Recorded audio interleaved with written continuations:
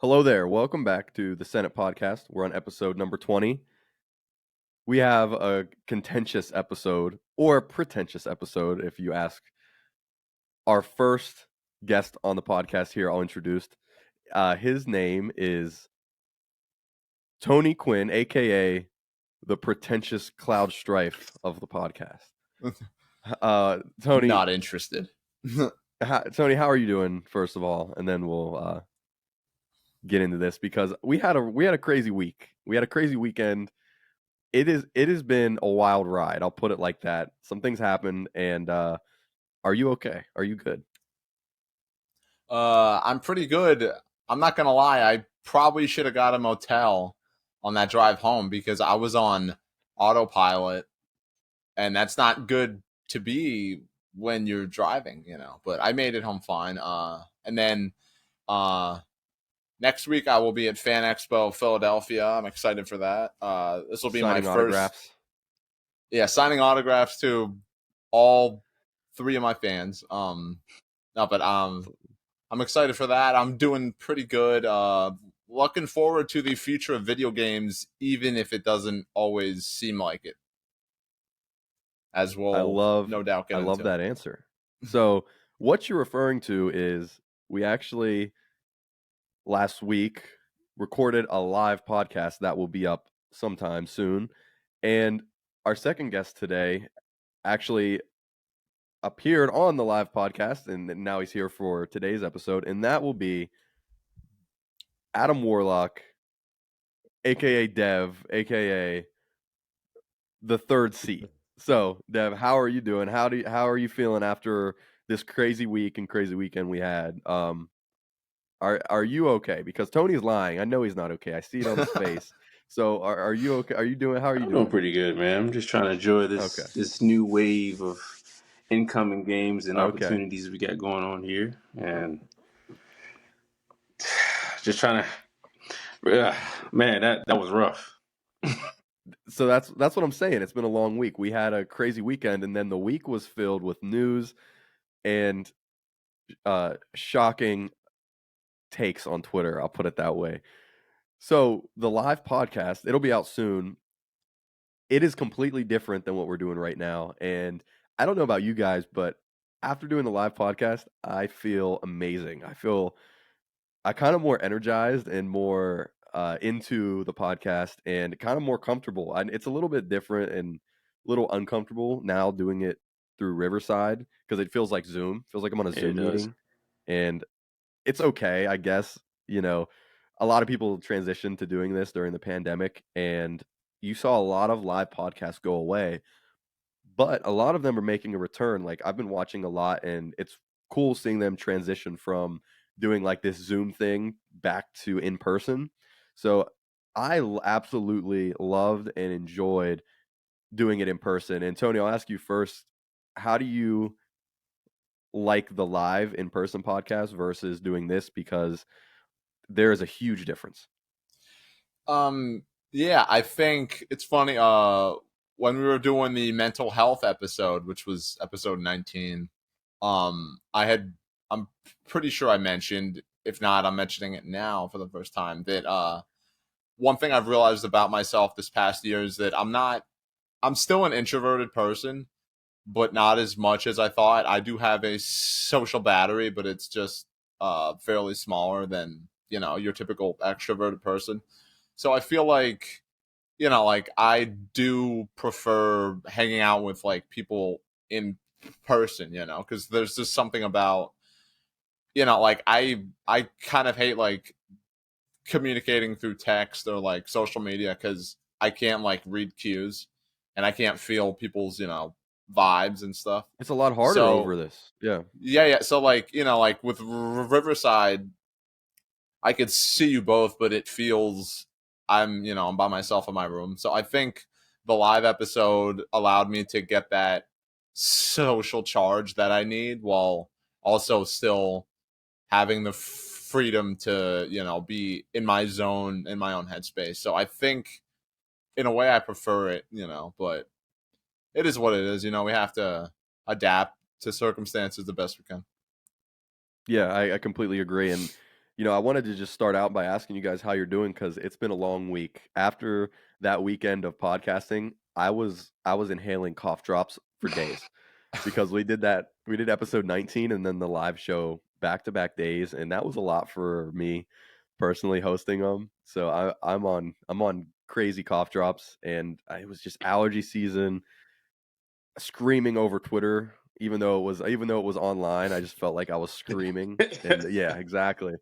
It's been a crazy week. We're going to talk about Twitter too, but Dev, my question for you is a little different because that was your first appearance on the podcast period, and I don't know if it was your first time doing a podcast ever, but it was live, and I threw you right in because you know it is what it is. So your experience was a little bit different than Tony's because he's been doing this since episode 2, technically episode 3, but it was actually the second episode we uploaded. And how was it just being thrown in? And how did you like it? Did you like it live? How do you think it went? How do you think you did? Just from editing it so far, I think you did a great job. You jumped in and it was I like agree. seamless. So how was it from your Oh man, I perspective? was nervous. I normally am not a very I don't have really a social battery either. Yeah, Very socially awkward when it comes to speaking in front of people. But since you guys made it very comfortable, you guys kind of brought me in, made me I feel think it like I was was. Yeah, family there. So it was very easy for me to talk about things that, of course, that I like, but also what you guys like. yeah. And I think it's easy with a podcast like this because we're just talking about stuff we like to talk Exactly. about. And I do this thing where I Tony, I should have brought this up in episode 19. And Tony, you might know who I'm talking about here, but I am the kind of person where I do not. It's a pet peeve, and I hate it. I hate when people do it. I hate doing it. I do not do this. I never want to turn friends into content. You know what I mean? Oh yeah, And yeah, I feel like I know people that turn their friends into content, and I am conscious of that. So I have this friend to where 90% of the time, we are just talking about games or playing games. Not on a stream, not for a podcast, not for a video. We just enjoy playing games together and just having fun. You know what I mean? And then that other yeah, yeah. 10% is maybe making content. And that's what I try to do with, anybody, you guys, whatever, because it's funny. We actually will talk like it's the podcast off of the Yep. podcast, more so than we do while it's recording and uploaded. So technically, this podcast and these highlights it's just the highlights of what we talk about. We try to make it poignant and topical and relevant, which is what we were talking about for this specific episode, the PlayStation Showcase. We want to make it topical. We don't want to go through it beat by beat because IGN does that. Your big podcast networks Yeah. do that. We want to talk about what we liked, why we liked it, and the impact it has on the PlayStation ecosystem and brand versus other brands like Xbox, Ubisoft, whatever. And we will just get into it from there, kind of top down perspectives. And I've been talking, I have my thoughts, but what I'll do is, Tony, I'll throw it over to you with your general thoughts about the PlayStation Showcase. I have what I want to do is I have a 1 through 10 scale that I've rated it on, and I just kind of want to know where you guys fall in that scale. You can do 1 through 10, or you could do a grading system like F through A or S, whatever. However you want to scale it, just think of something to kind of base your synopsis on, and we'll go from there. So, Tony, what would you rate this showcase, and what are your overall thoughts? Okay, well, let me preface this by saying, just so it's stated on record, I'm not your typical gamer. Meaning, like, there are a few, AAA games that I've played, like Last of Us, Jedi Fallen Order, Kingdom Hearts, Final Fantasy VII Remake, stuff like that I've really enjoyed. But that's not usually what I gravitate toward. So, keeping that in mind, I'd say for the showcase, I'd give it maybe like a 6, maybe 6.5. Like there were, I watched a fair bit of the live stream when it premiered. So, there were like a few things that would pop up and I'd be like, ooh. And then, but for the most part, I just kind of sat there like, Oh, okay. All right. It was like a bland cake with really good frosting and sprinkles on it, in my But opinion. it But was I it was mean, like dry on the inside. but Really good. I Yeah, know like that's so it. good. Yeah, It's that's such a good not analogy. Analogy. this kind of thing. Isn't necessarily for me specifically and my tastes. So I keep that in mind. I'm not going to be, like some of these people on Twitter, they just say things are like objectively bad, but what they mean is they just don't like it because they don't like it. So I personally didn't really like it that much, but I can understand why other people did for the most part. So I would give it, and Dev, think about yours because I would give it a 7.5 out of 10.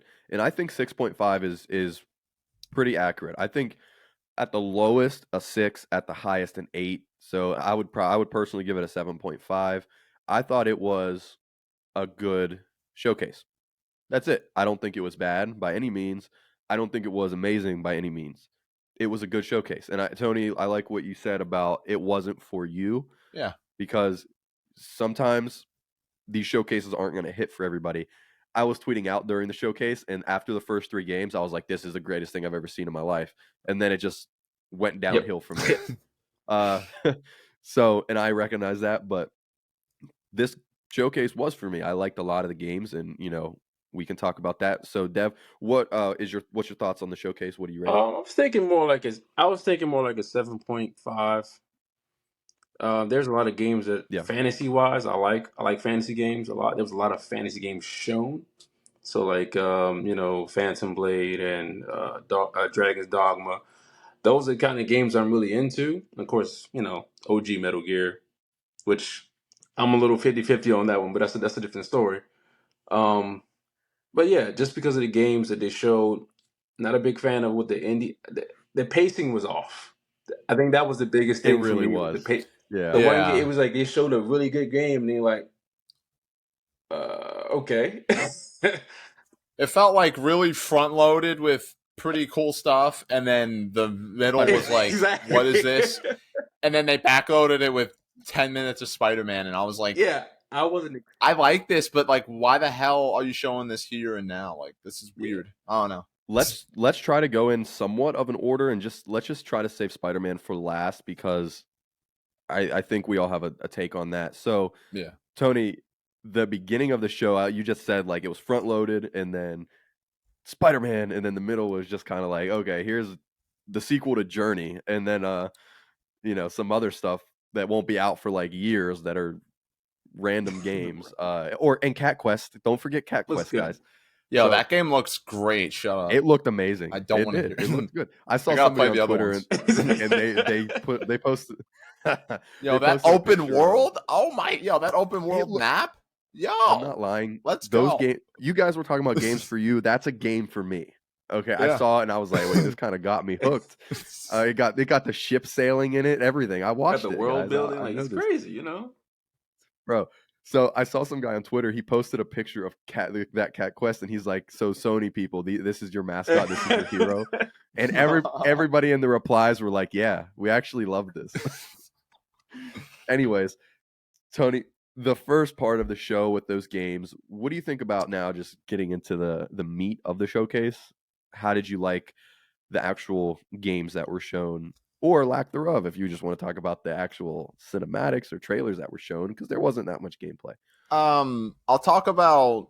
I don't want to be mostly negative. Well, I mean, not entirely. But I'll share those opinions for like specific things. I'm not going to talk about every negative opinion that I have.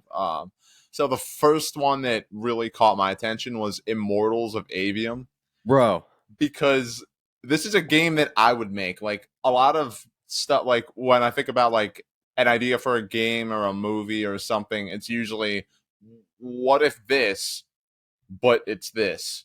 And these people somehow like are like connected to my brain through some like weird high tech surveillance hive mind stuff. And they decided to make a fantasy game that's a first person shooter where you play as someone with magic powers. And I'm like, yeah, yeah. Yeah. it like the tone kind of reminded me of the Dungeons and Dragons movie that came out recently this year, which I loved. I thought it was fantastic.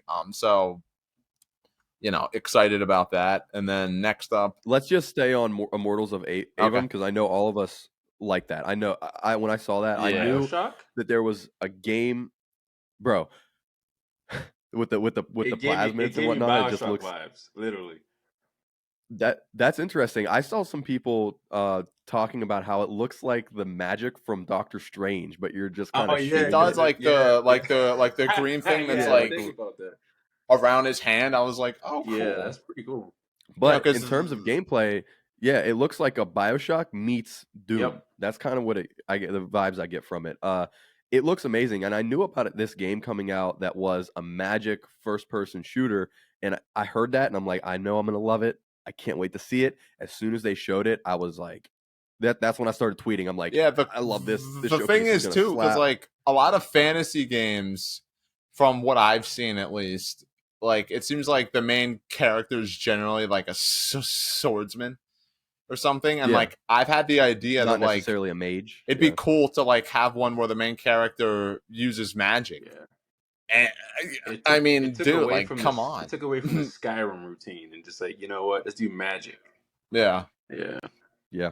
And I That's a good love that point. it's first person because, that's just like, because, like you're talking about a fantasy game, I think you mentioned Skyrim, Dev. I think one of the reasons people love Skyrim is because it has that perspective and it lets you really get Yeah. immersed. So if they play their cards right with this game, you'll be really immersed in the action. Hopefully, the story, at least to some extent, it doesn't have to blow my mind, but it has to be fun and engaging enough. Immersed, with the world and the characters. So I think this could be, at best, something really great. At worst, just a really fun time. Yeah. Now, I do want to say one thing about this game, and you guys are lucky I did not write this show in a way that I really wanted to, because there's a topic I've been wanting to talk about for weeks now, and it is EA versus Ubisoft. And there's a reason. But what I will say is this game is an EA's original, which is that's a big deal. Yeah, Because that's the only thing where I saw that and I was like, I don't Oh know. wow. I didn't I don't know like that. let me just explain EA real quick, because this is an EA original, and what EA is being so smart, they're bouncing back and they're fixing the Ubisoft problem.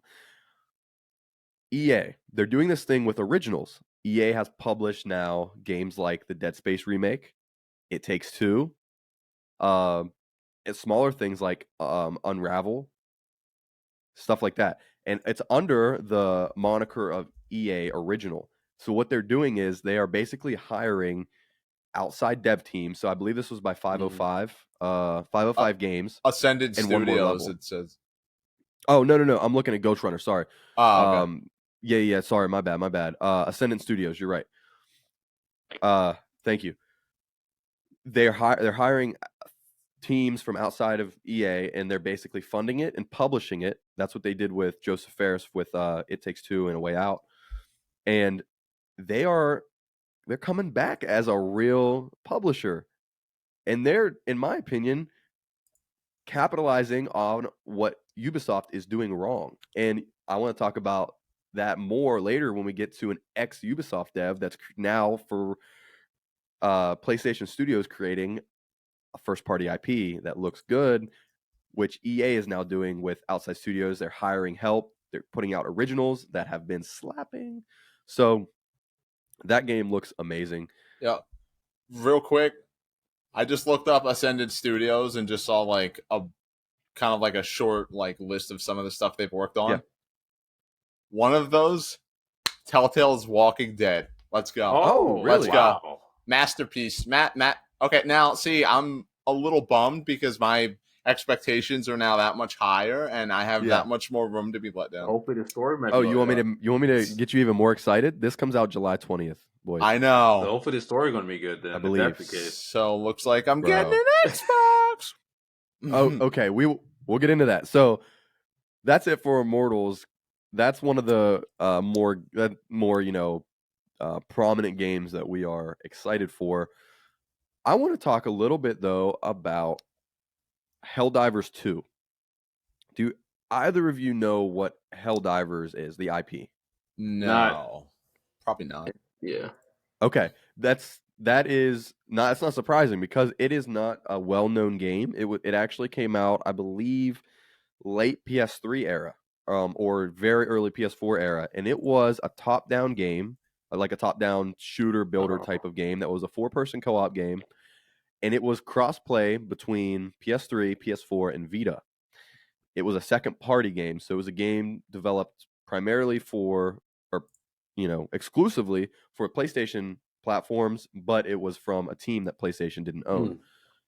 Reason I'm getting into this is because this Helldivers 2 game has been in development for a very long time. Probably, I would say, early PS4 generation. It's been in development for a long time. It just got stuck.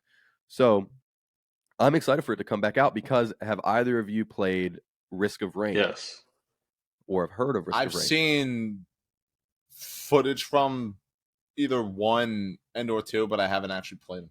So this had the Risk of Rain treatment where the sequel goes to third person. And that's a big jump going from top down to third person. And I'm excited because I love third person shooters. This is a exclusive PlayStation game that is co-op. It looks fun. It looks chaotic. It looks like they showed a lot of gameplay from it, which got me excited because that showed me that they were confident on Helldivers 2. And it looks good. It'll be out, I think, later this year. I'm excited for it. What do you guys think about Helldivers 2, Tony? Is this your type of game? Because I don't think you really get into multiplayer games as much. No, I actually wanted to make a point to give some credit to the showcase. I'm not a fan of playing online stuff and things like that. It's just not, something I've ever really wanted to pay money for. But I will say though, a lot of people do like those kind of games, and there were a lot in this showcase. I Yeah. think that it seems like half of the Majority. showcase was just this, but a lot of these kind of games look pretty sick. Like what's that one game? The Bungie game. I forget what that's called. Marathon. Yeah, that's cinematic. It was just a Yes. cinematic, but it looks pretty promising. So, fans of, those kind of games, I can see why they're stoked because a lot of these look, really quality. So They do. that's cool. Now, Dev, I believe you dip your toes in more of multiplayer games than Tony and probably myself. So I'm sure a lot of these games looked interesting to you. So what do you think about Oh, the Helldivers? Is that trail up your looks alley? amazing, man. Especially the little bit of gameplay Did. footage that I've seen. And as a person who played a lot of, Destiny or any multiplayer Yeah. games that involves a lot of RPG elements, which it looks like it does, I'm all for it, man. It gives me the Outriders Yo, vibes a little bit too as well, which I also played, it which was pretty good. I agree, and I heard somebody earlier refer to this game as sort of like a Game Pass game, and I get that because it has sort of a double A feel to it, which I love double A games, middle market games. You look at this and it's like, okay, it's not quite $100 million. Yeah, It's not like yeah, a triple A game, but it looks really fun for what it is, like Outriders, and it looks like yeah. a good time. And the team Helldivers based 2, combat. yeah, and that's important because Tony, you're talking about how this is a really co-op multiplayer focused showcase, and that's because PlayStation is wanting to dip their toes into games as a service based Mhm. games. Yeah, I'm not too thrilled about that, but what am So, I gonna do? yeah, when you hear that, everybody's kind of winces.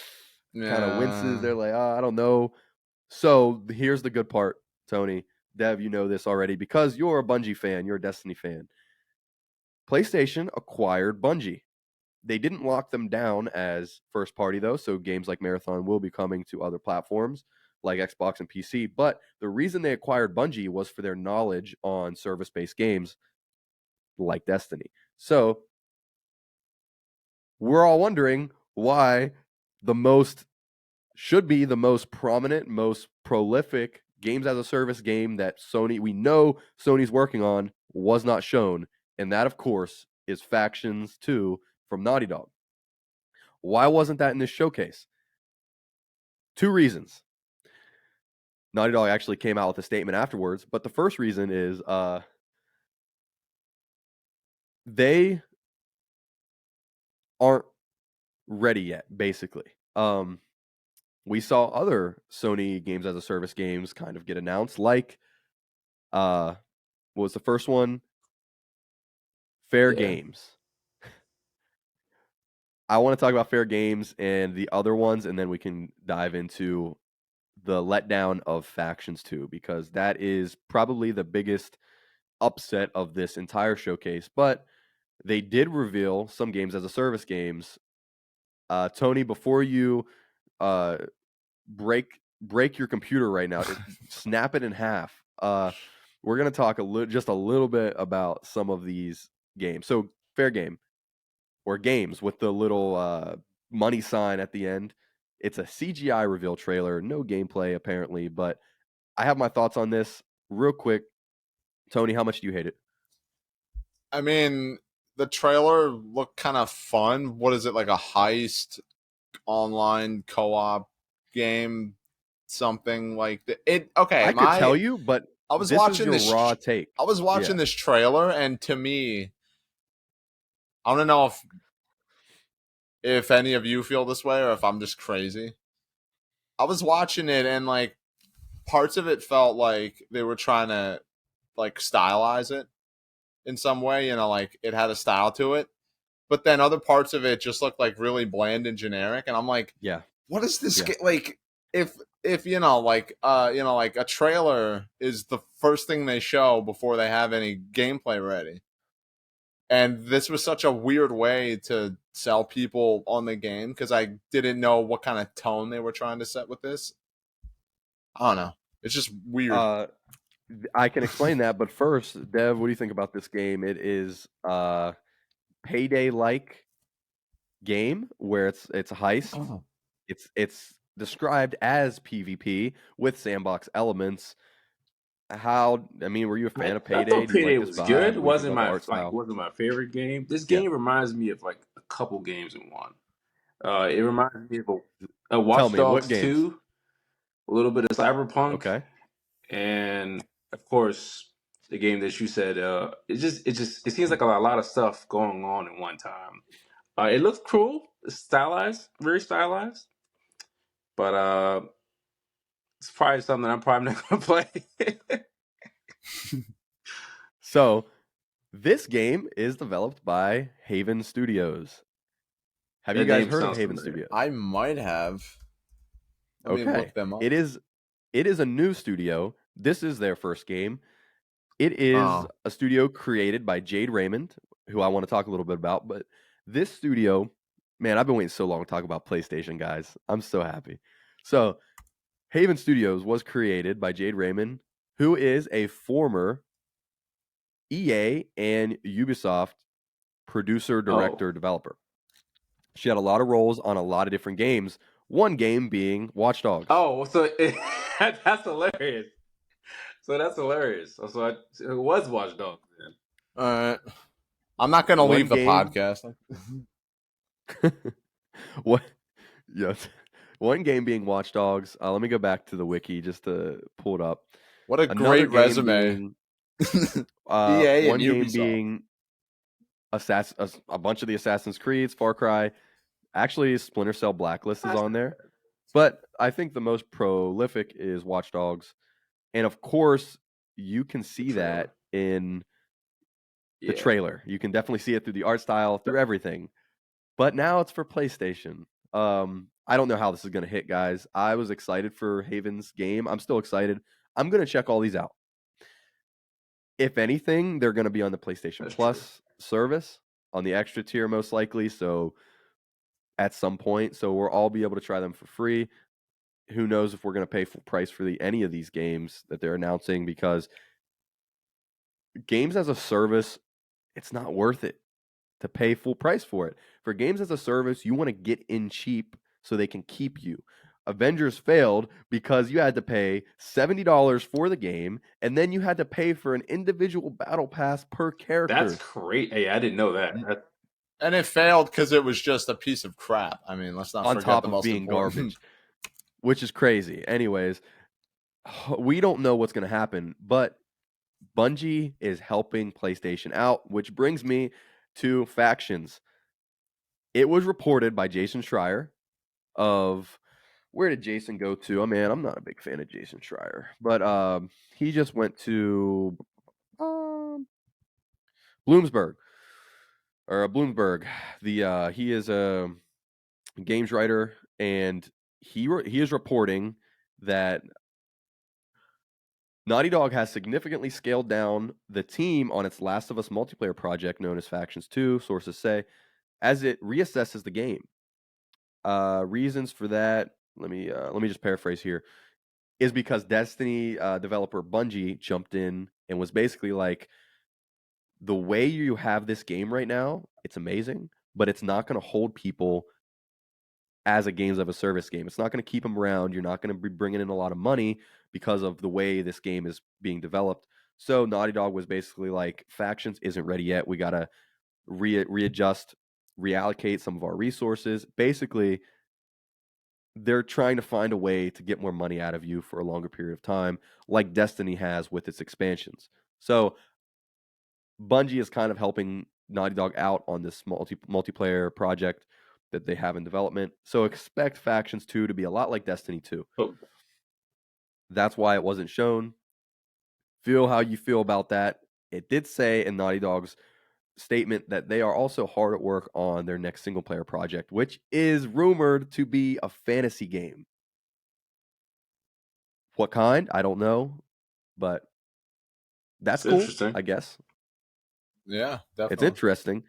So that was a lot, but at least we covered some games there. Next game, I popped off. It's a personal favorite of mine I think it's my favorite of the entire showcase, except for Spider-Man, and this is Ghost Runner Yes. 2. The reason is when they showed this gameplay trailer, guys, and he jumped out of the tower and the bike and was riding down the side of like the tower, instantly, because I love racing games. I saw him on the motorcycle. The way the gameplay looked, and if you ever played Ghost Runner, you know how Ghost Runner feels to play, how its loop is. Oh, it's gonna be good. It looks like a very, very good action Tony, game for sure. yeah, I know this is probably more up your alley and my alley, but Tony, what'd you think about Ghost Runner? Any thoughts? You're never gonna believe this, but I actually Oh think this looks no. pretty cool. Um, Okay. I think the for first game I have seen footage from it, and it looks fun. You know, like it's like It is. essentially like a runner game, but it's also like a hack and slash action game. There's like wall running, traversal, stuff like Does it that. remind you of Neon White? Yeah, is there speed running in It's Ghost Runner? it's not technically a speed running game, but Oh, it is a game where I guess it is speed running essentially. I mean, like, So is yeah, I there? guess it is. Do you have to like clear levels in a certain time? Because that So was that's what the I thing. didn't like about Neon White. Because I I'm don't just think bad there's at Yeah, I a that don't kind of time think. game. limit. Okay. You have to, yeah, you have to play it as if it's a speed runner. Like you got to kind of Yeah, like the idea go is to a run certain fast. way, Obviously, yeah. go fast through it. I've thought about playing it Kinetically. actually because it's one that Yeah, like I think I like randomly found it in the PlayStation store one day, just like looking at yeah, sales, and I watched the trailer and I was like, oh, that looks interesting. So I yeah. mean, 2021. I'll probably check it out and then check out the second one. Like it's not Yeah, necessarily like a thing I'm really stoked about, but it's something that I might like. Now that they're making another one, I feel like I have more reason to play the first one, so I could see like if I like it, see how they improve on the foundation and stuff like I that. completely agree with you. 2021 is when Ghost Runner came to PlayStation Plus, so I believe it's on there right now. A great action game, like you said, Dev. Is there are anything about this game that uh doesn't look amazing? Because I was blown away when I watched this. What do you think? 505 Games, This looks I have incredible. no complaints about it. I mean, other than the combat, I love the combat and I love the how fluent the actual movement Ooh. is. It gives me like a better version of Mirror's Edge, but 'cause, I was a big Mirror's Edge fan at one point, Yeah, so yeah, with that exactly, yeah. parkour aspect. Yeah, yeah. I think we're on the same page. Which doesn't happen often, but I think that shows how PlayStation kind of messed up with this showcase. It was good, but it could have been better. But one of the things that can, I don't know if it can get much better is Phantom Blade Zero. Oh, this looks interesting. This When looks I first really saw this, interesting. I was like, yo, this gameplay is next level. And then I looked at the art style and I was like, this isn't for me. And then I watched the trailer back and I was like, if you cannot pass up on this game, I don't see how you could watch this and be like, this game does not look amazing. So, first, Dev, I kind of want to ask you because I know you and I are both into this kind of style, this samurai aspect. I know this combat was right up our alley. What do you think? Dude, Are you on the same page, just the or are level you of gonna? the level of How do you reaction feel? time this guy has. The way he's swinging his sword, the cover system, the deflections, man, that it looks amazing. Um, I actually was thinking about you when I was watching this because I was like, it this reminds me of does. Ghost of Tsushima. I was like, Dev is It's like gonna a go crazy. Bloodborne slash, I Yes. guess Dark Souls like kind of. Um, it's Yeah, like a yeah, Neo meets basically. Bloodborne. Yeah. But it looks great. So, Tony, I you have been surprising me today. You have been on a streak. Don't let me down. What do you think about Phantom Blade Well, I might Zero? let you down later. But yeah, Are when you okay? I went through like a like a 3-act story arc watching this Of trailer course, because when it started I was like, "Oh cool, Souls like Sekiro game. I'm automatically not going to play it." that's And true. then, Me too. you know, like the main character is just running and I'm like, there's a lot of running in this trailer that they really want to show off him running through a gray environment. Okay, cool. And then, like it like showed cinematics and stuff, and I was like, oh, this looks cool. And then it showed the combat, and it looks, it seems like it has kind of the weightiness of a Souls game, but also like the fast, frenetic pace of like a Devil May Cry or Yes. something. And the character designs look iconic. That dragon that the main character was like looking at with that Yeah. weird mask that was like sliding this way looked cool. The weird funny guy with like the 3 masks that kind of felt like the the the Joker or something a little bit was cool. And yeah, like the graphics seem nice. So this is a big uh point of curiosity Yes. for me, like a big question mark, because I'm definitely gonna check it out. I just hope that it's not open world, because don't I just can't like open world games for some reason. The closest one that I've come to genuinely liking is Breath of the Wild, and I even have a few problems with that.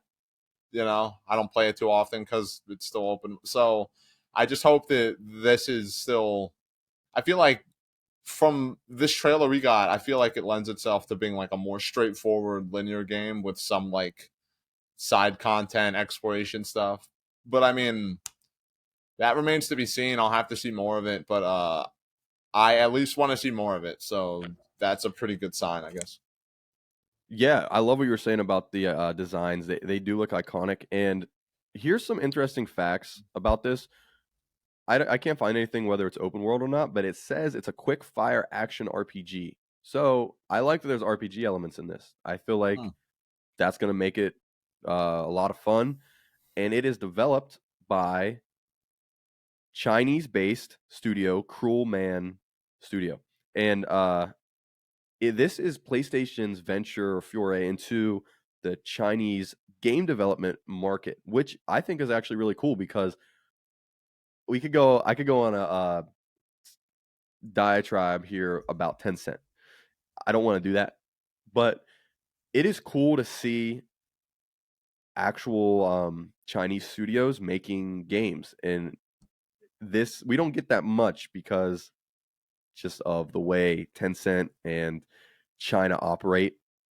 This is refreshing, and they are pretty much unknown as far as I know because I'm looking at their projects. They don't have much. So it's interesting. Hopefully, in their attempt to copy FromSoft, they succeed because this looks special. Another game that is extremely special is a game called Journey. I don't know if you guys ever played Journey. I played a little Tony, bit of it. Okay. It's a You're beautiful pretentious. game. You should I know love that it. much. Yeah, I'm gonna try to get. Yeah. The only reason that I stopped playing it is because I felt like it was like too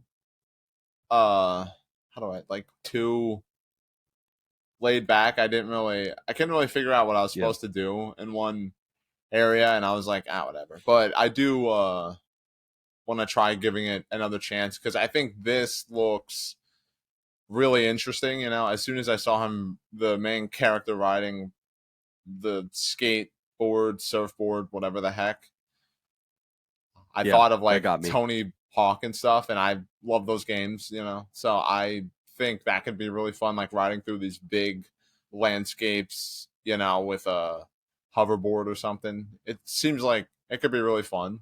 So I'm interested in this one based on the aesthetics and the iconography, I guess. Yeah, I agree with you. I saw people saying that this shouldn't have showed up at this showcase, but I'm like, I disagree. Journey was iconic. I loved Flower, Flow, Journey, The Pathless. Games like this developed by I don't know if it's the same exact developer, same studio. I want to play The Pathless. All of that developed by the developer of Journey, Giant Squid. Either way, Sword of the Sea looks cool. The gameplay looks good. It looks a higher production level than the Pathless. So, Dev, you have experience with these games, and this looks iconic already.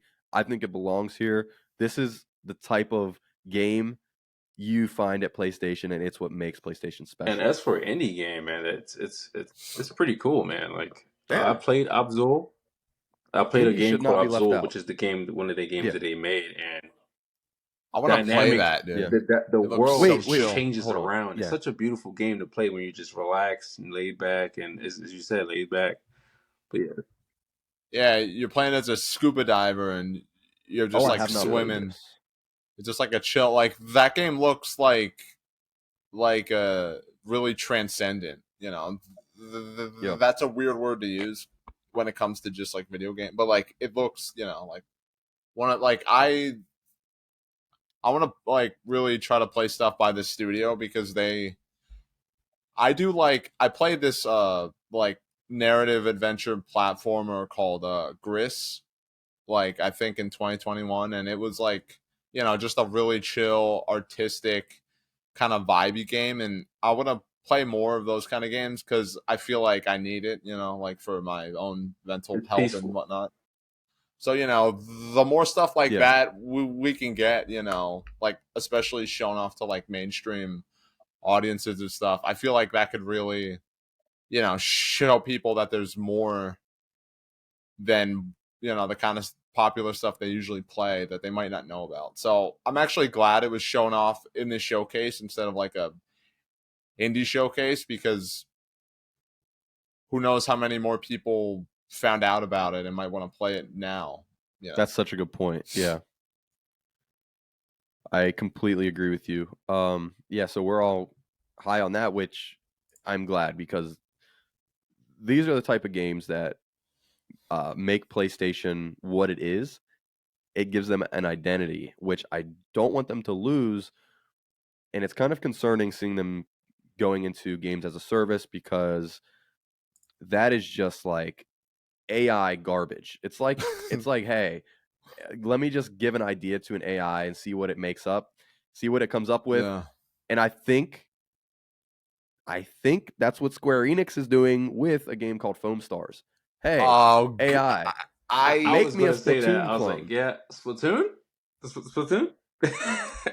Yeah, This and it looks worse. I Yeah, don't know if I want to it swear looks on this worse. podcast, but this looks freaking terrible. This looks like I Lifeless. don't know. I just couldn't like. I was watching the trailer, like watching I think either during the live stream or maybe I missed it, and I was watching a YouTuber react to it, and I just couldn't believe it. Yeah, Like okay, the character it's models look insane. okay. The music is pretty cool. The main lady with pink hair should uh let me take her out to dinner sometime. But like other than that, I'm like, there's no way. There's no way. There's no way this is a real game. There's no way that some people got together in a room and they're like, hey, you know that game Splatoon that looks, stylish and interesting and has paint? And they were like, yeah. And it's like, what if we do that, but it's foam and we use early 2000s Final Fantasy character designs. Wouldn't that be a good idea? And then other people were like, yeah, that sounds like a good idea. You should make that game. And then they were like, okay, let's make the game. We're going to show the trailer at the next showcase. And then they did it. And they're proud of themselves.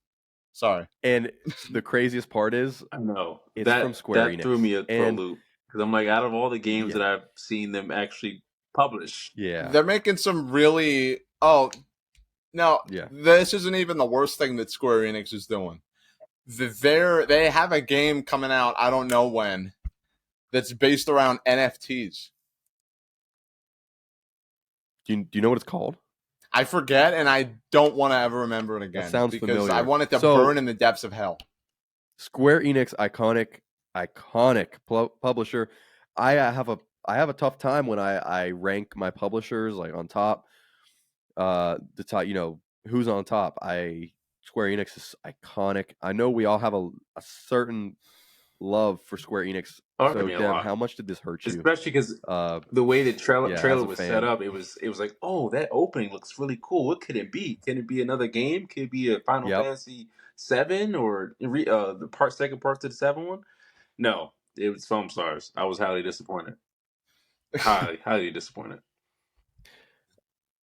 This I could have was been just also like highly disappointed. Yeah, anything else. I don't know. Like if Square Enix like wanted to make like a urban, modern day kind of game, maybe like a action game, a beat 'em up, a RPG, an open world, do that. That sounds great. yeah. Why? I don't know. I have a conspiracy theory. I feel like they had an idea for something else, and then some jackass, probably their stupid CEO, who seems like one of the biggest hacks at gaming, was just like, hey, why don't we do a live service? And Splatoon's popular. The Americans like Splatoon. We should copy that. And then they had no choice but to do it.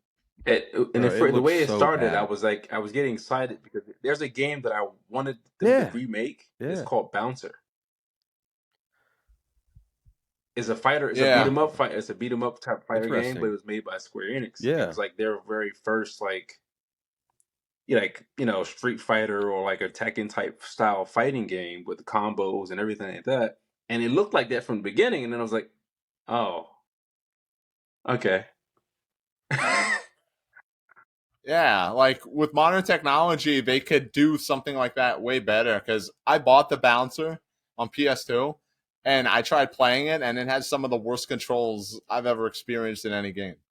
So it's like a modern version of that would be. yeah, I don't really play like those kind of games, but I'd buy something like that if Square Enix wanted to do a modern take. But they're just doing this, and it's like yeah, I feel bad that I'm going to be giving them money, when I get yeah. Final Fantasy 16, Kingdom Hearts 4, and Final Fantasy 7 Rebirth. Like I feel bad because part of me is like I They don't want them deserve to it. just not exist anymore because they're just doing so much dumb crap. I don't know. Now there's a lot of fluff after this, like we were talked about at the beginning. There's like big reveal and then the fluff, fluff, fluff, fluff. Yeah. Cat Quest actually looks kind of good, and that's all I have to say. Yeah. The Plucky Squire by Devolver Digital, uh, that looks interesting. I love 2D platformers that have this spin on the 2D environment itself, where it's jumping out of a book, and I Yeah. think that's interesting. one of my favorite games is Mhm. Yoshi's Story from the N64, and this reminds me of it. I don't see people comparing it to that, but that's what this reminds me of a lot. I'm not sure if either Great of you game. know, Plucky Squire was actually announced like maybe a year, maybe even I think Yeah. like last year at Yep. I'm not sure if it was a Nintendo Direct or an Is it Indie out Direct. You know, and I saw the on trailer for PC? it then, and I was like, "Oh, this is really interesting. This looks really cool." So I'm happy that it's moving along nicely. That it's getting closer to release. It looks polished, well put together. I'm not really a platformer guy, but when you do something really creative with the genre like this, I'm gonna be really interested by it. So I mean, yeah, I can't wait. I agree. So, uh, let me just go through some of these. Teardown looks why. I don't know, Towers dude. of That entire yeah. trailer, I was just like waiting for I something. wish it ended I'm sooner. like, That's all I'm gonna Yeah. say. go on, Yeah. go on. Like, That's when Uh, that's when I continued to just tear into my quesadilla and forget that the stream was on. So there was that. Towers of Agashba. can I talk Listen, about we that real already quick? have Tears of the Kingdom, so we Can I don't need talk about this. this real quick? Yeah, talk about Towers. This game, in my opinion, looks freaking incredible, dude. Like I was like sitting there Yeah. watching it, and like once he started gliding, and they show those big It creatures does. It looks flying, good. and he landed on them. I just sat there like Yeah. this could be like it's like a kind of open worldish like you're like rebuilding a civilization or something, you know. So it seems like it could have this really chill vibe, with like a Yeah. lot of really cool spectacle. I'm It I'm really doesn't look looking forward bad. to it. Yeah, I have no strong opinions for it. Dev, how do you feel about it looks this interesting. I interesting mean, little the building game? aspect, of course, with the It does. the creatures that it showed was like wow. It kind of gave me like what Horizon Zero Dawn tried to do with their creatures and stuff like that. Just the world, the building Yeah. elements of it. I thought it was pretty cool. I'm looking forward to it for sure. I am too. I think I am looking forward to Watching, not playing it, but yeah. the reaction around it. Yeah, just kind of watching how this game unfolds because I don't see it doing well because it's so closely resembles Yeah, Tears I of the could see Kingdom. that. So I wonder if people Eh, are going to be put off because that was what Mhm. happened with Immortals Phoenix Rising, which is a Ubisoft game. I don't know Dreamlit Games. I don't know who's publishing this or if this is Might indie or be in. what. it's gonna So have to do a lot to stand out for sure. Like especially like exactly, yeah, a lot of these games, the Chia trailer did the same thing. Like it had the main yeah, character that's standing true. on top of a cliff, jumping And off, and jumping then off, yeah, using like a glider thing that looks like a sheet. And I'm just think I'm not gonna that game's say amazing, by the way. I'm not gonna say then because the Nintendo did that no other studio can have somebody gliding with something that looks like a sheet because Breath of the Wild and Tears of the Kingdom did it, Yeah, but it's just going to be hard to stand it out. would have stood out more if it was maybe Yeah, like a Or hang like an glider or animal they're something. riding on. But it just like the way they framed, like yeah, the trailer and that part of the gameplay, I feel like they kind of shot themselves in the foot and opened the door for people to Mhm. make the Yep. comparisons. Like I, I'm not sure why they did that. Maybe that was the point. Like, oh, if you like these new Zelda games, but it's also like I wouldn't want people to associate me as just your game looks like this popular thing. So I don't know. That's a little weird, but So here's my thing though. If you're an indie dev or you're just a developer in general, like if you don't make your money Crazy. back, you're out of business. You're done. yeah. You're cut. If your game doesn't hit, it's going to be hard to stay alive unless you're funded by somebody, whatever. Unless Embracer Group gobbles you up. So I'm wondering how this will do. So let's just move on. I don't want to talk much about Final Fantasy 16, but they did have a launch trailer. We know about it. We've seen gameplay from it. Tony, I know you're excited for Final Fantasy 16, but Dev, how are you feeling for Final Fantasy I'm 16? ready. I don't know if you're a big Final Fantasy fan or not. I'm ready for Okay, it. that's all you need to say. They didn't need to Tony, release this No, trailer. I They already really wanted the like last I trailer. it agree. was weird. Like Yeah, it was. I saw it, Yeah. like when it like started and they played the prelude. I'm like, oh, Final Fantasy 16. Why? They just had one recently. Like people were already stoked. Why? I felt like Square is just like showing off at this point. Like, this looks really cool, They huh? have And it's like, yeah, it does. I don't know why you had to show more stuff from it, but Way cool. too Okay. they're much. releasing so Way much too much. stuff. Yeah. Too much info. But another studio that has been ramping up their game launches, little studio called Konami. And one thing they finally announced, we all know it's been in A production, new slot machine. No, I'm kidding. a new Machinko machine for A it Metal is Gear Solid themed pachinko. They do. they have those, bro. I'm telling you, they have those. That's where they get their money from. Yeah. Anyways, R.I.P. Kojima. Konami has announced Metal Gear Solid Delta, that's the official name, Snake Eater. How do we feel about this announcement trailer? I thought it looked weird. Not gonna lie, I thought it looked weird. I don't know why. It just kind of it. You know what it looked like? It looked like, hey AI generator, can you remake Metal Gear I Solid like 3 what for you me? did there. I like what you did there. Somebody type So Solid that Snake into a generator. Hey, can it you just from replicate the art Solid style, I Snake? don't know. It looks a little, I don't know. It looks a little weird. I just feel like Kojima wouldn't have done this same thing. And But either way, it just feels like you know, kind of not mean spirited, but like because they announced this remake, which has obviously been in production for years. It's not like they just had this idea last yeah. week. But then they were also like, oh yeah, that trilogy that has 2, 3, and 4 that's been locked to PS3 for like over 10 years. Well, we're gonna port that to PS5 finally. So then some people, that I was watching were like, then why are Yeah. you remaking it? Like, because I think the whole point of a remake was that the old game is either too archaic or not accessible to the mass public.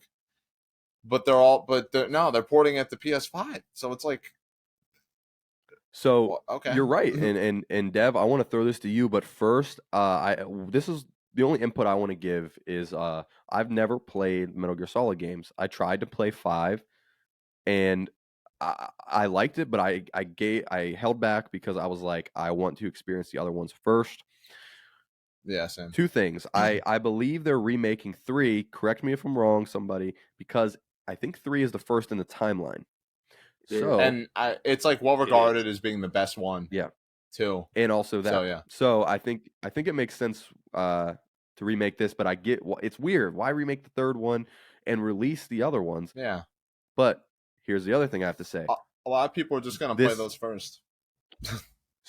So the collection is referred to as Volume 1. So yes, they're finally being ported to PS5, but I'm expecting next year or sometime soon a Volume 2 that maybe includes Peace Walker 4 and 5 in a collection. That makes sense. So I think if you, that would be dope. guys, I do this. I talk about games. I think if you remake 3, then when you come out with Volume 2 and you jump to 4, it's not that big of a difference. It's not like you're jumping from the remake of 3 to the first Metal Gear or the second, which were both on PS2. Metal Gear Solid 3 and 4 were on PS3. Peace Walker fits right in there. I hope they add that. I think that would be cool. No, but I think Peace Walker is part of that bundle because it's 2, 3, and 4. You're lying, think- bro. Isn't it? It's 2, 3, and Peace 4. Walker should be in Volume 2, I think. No. Peace Walker. Yeah, because Peace Walker. it's- is Yeah, right that's what I'm after saying. 3, if I'm not mistaken. Yeah, it's the 4th game, right?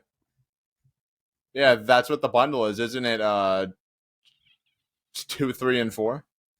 Yeah. No, it's 1, 2, and Yeah. 3. It is. Oh. Yeah. Okay. So that's kind of why I'm saying Okay, that. yeah. And I like that. I like that a lot. Because they're gonna make a Volume 2, and if you count the 6 games together and you count Peace Walker in there. I think this is perfect. You have of course, the OGs coming to Wow. modern systems with the Master Collection Volume 1. I can play through all of those. I might not even play the remake, maybe. Who knows? And then Volume 2 comes out. You got Peace Walker 4 and 5. Call it a day. Konami, you're back. I will say this, So, though. yeah, go ahead. The meltdown that would ensue from the collective fandom if they don't bring back David Hayter as Solid Snake in this remake is literally going to shake the trajectory of the Earth. Like, the Earth will spin on a different axis from the fan meltdown if they don't do that. So I would recommend absolutely don't even think about hiring anybody else. I know he'll do it. Just do it. That is a fantastic point. And as I think about another clever transition, Dev, what's your history with Metal Gear? What do you think about this? Like I said, I don't have much experience with Metal Gear, but I try to keep my finger on the pulse with this kind of stuff. I So, what played do you all of think them, as a man. fan? I enjoy every single app except for the Ooh, I fifth like one. that. Yeah, Not big. Is it Phantom Pain? The, the last one I did yeah, not Phantom like Pen. because it. I yeah, kind of Phantom. love the linear open world part of it. This kind of went to the open world part, and I Yeah. just felt like that world was so dead in some ways. Like you got a base, and then you Okay. got an open space, and another base, and another open space, and then like base. Well, Exactly. Kojima was So kicked off that, right? it took that He close was. quarter combat type of Listen, yeah, gameplay out of being in small areas and trying to figure out a way out. That's guards here, trying to figure you can go that way. It took that element for yeah, me. But from 1 through 4, man, I loved them. I loved it a lot. Story wise, the characters, yeah, the villains. The villains took the show themselves. I can go. I still have memories from villains these days. yeah. Yeah, I can name villains from the games, but Yeah, I don't know anything yeah, about 5, so that tells you something. Yeah. So, right there, I played another game that, the sequel was revealed, and I don't know how much experience you guys have with a series now yes. called Alan Wake, but I played the first one and I hated it. I hated it, guys. Huh. These are my type of games, so I was like, "Oh, this is right up my alley. I can't wait." I played the first one and I hated it. So, I saw the gameplay reveal trailer for Alan Wake 2 and He I was like, does. "This looks Yeah, incredible." this looks awesome. I was like, "Please redeem my experience with the first game in the weird mechanics and pacing and gameplay and everything, and just redeem it because, yo, that gameplay trailer looked amazing." That's all I have to say about Alan Wake 2. Tony, I know you liked it. What do you think? Yeah, it was really like really tense. Good. I really like the I atmosphere, love that. like when he's or when the lady cop, I'm pretty sure it is in that abandoned building home whatever, and then like like you like see somebody like run by, like that was like really good directing and stuff with that. It's funny, some people are saying that the one guy, I guess I I think it is Alan himself, looks like Yeah. Max Payne. I actually have a funny tidbit. I apparently in the Alan Wake universe, like he's a writer. The main character is a writer. Apparently, he Yeah, I know where wrote you're the going. Max Payne story in Yeah. the game universe. So I'm wondering if they made him look like Max Payne here as kind of like a mind bending fourth Yeah. wall joke. I don't know. I like that. And I like you said, it seems tense and Yes. the premise is amazing. Like I just wish the first game would have hit more, but I'm excited for this. Although it is a digital only release, so I don't know how you guys feel about physical versus digital Yeah, media, but you're not getting it physical. I heard the explanation, but I don't remember what it. I think it was like they don't want to have a disc where you're Physical gonna costs have too to do much. updates or something. Which that's just stupid. Like that just sounds I'll put like it this way: something. you're gonna update. from now until the end of time, you're gonna have updates exactly. every time you turn on your console Yeah. because that's all it is nowadays. You can't play a game. I gotta prepare to play a game because you're not gonna be able to turn it on. You're not gonna be able to just play it. You get smacked You with gotta 100 update gigabytes. it a million times. So, Yeah. bro, that happens with Call of Duty. So I'm like, I can't be And doing if all it's a these new updates, AAA man. game, eventually they're gonna release this really big patch to fix the stuff that Didn't shouldn't have been broken in the Didn't first Remedy place. Games Bro, actually make don't get me started Max on that, Payne? bro.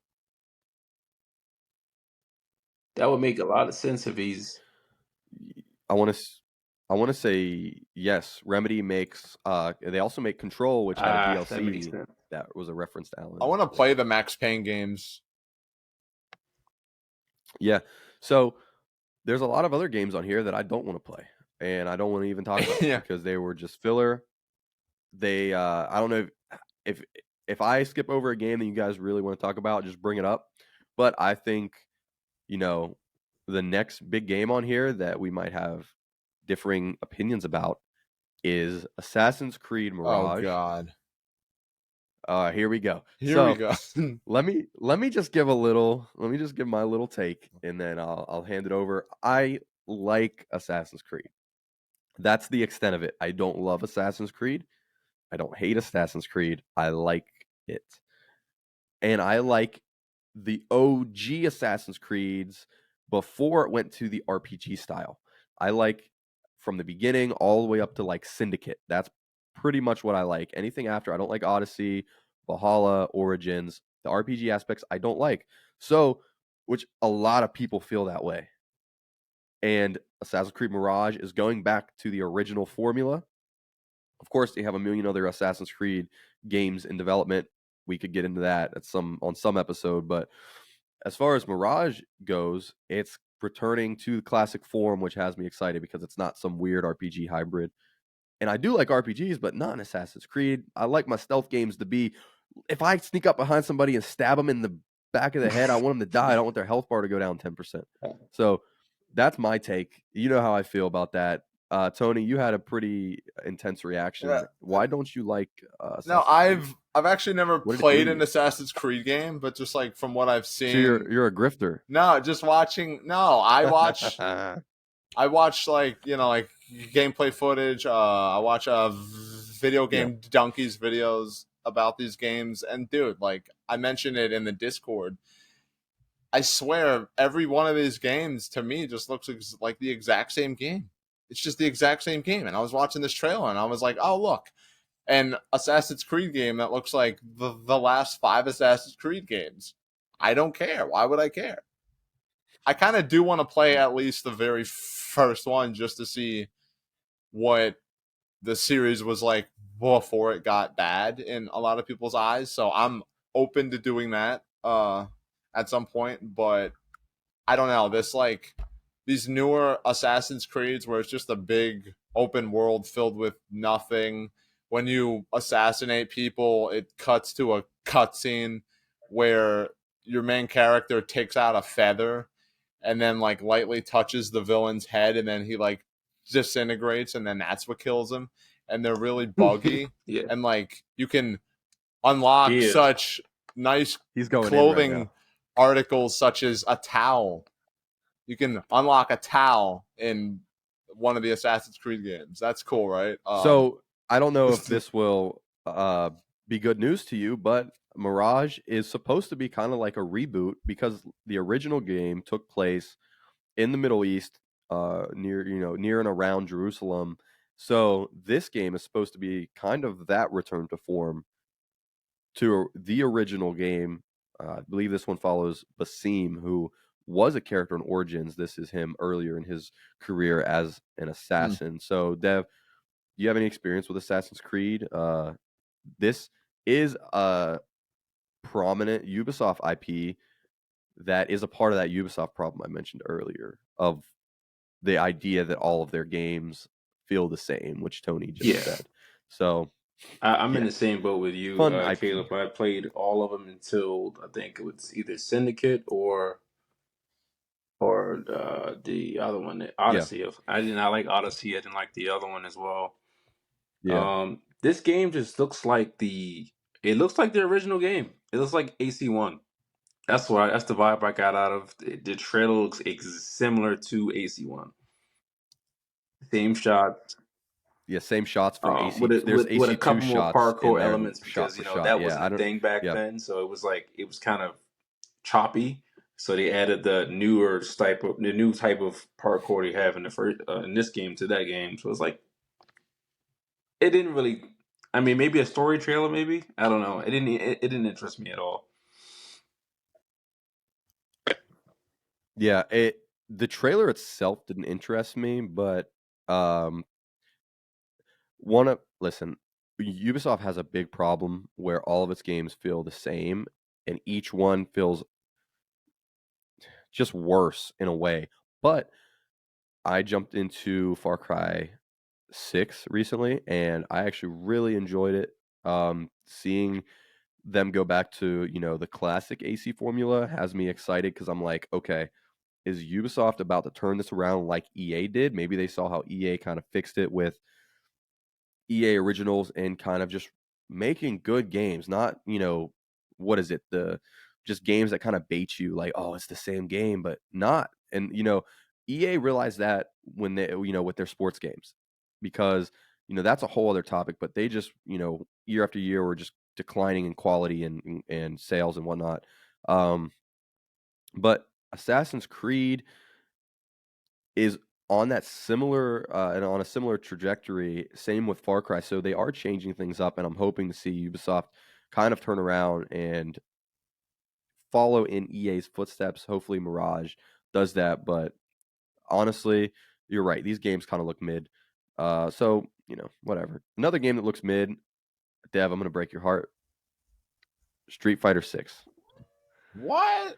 I'm not even a fan of fighting games, and I'm like, oh my god, this game looks awesome. So it does, but it looks like, hey, AI generator, make me a good fighting game. That's what it looks like. It doesn't it does not have the Street Fighter personality, but it does look like an amazing game. I see it getting further and further away from Street Fighter. I guess it's the art I style and can some of see the stuff, that. but I like a lot of the mechanics and I will. game modes and stuff like that. You know what I mean? I do think that So like 3D Street Fighter character models don't look as good as the original yeah, 2D, in my opinion.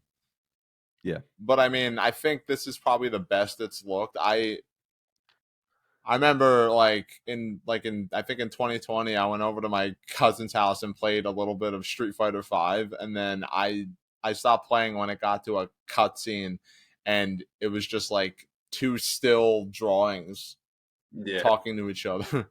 And I'm like, no, no, no. I played Street Fighter Alpha. That's my or Turbo, Street Fighter Turbo. I think there was an alpha version of it, but Street Fighter Turbo 1 and 2, those were my games. This is a little different for me, Dev. You're into this I stuff. did play How the do you feel demo. about Street Fighter? It's really good. How was it? They Okay. they did a lot of changes to the That makes me a combat little and bit more excited. also the characters, like the way they interact with each other's combo, their breakthrough attacks, which is kind of cool. I feel like Yeah. it's more balanced than it's ever been because five was it was not it. Yeah, But I can yeah. agree. I agree with that. I yeah, that's good. That makes me excited because it hearing that from you where you actually played it and you can say that. I think some of the game modes too look interesting. One day I might hop into it, but I love how I said we weren't going to go Kind of through this did. thing beat by beat, but we kind of are. Whatever it is, what it is. We do whatever we want on this podcast.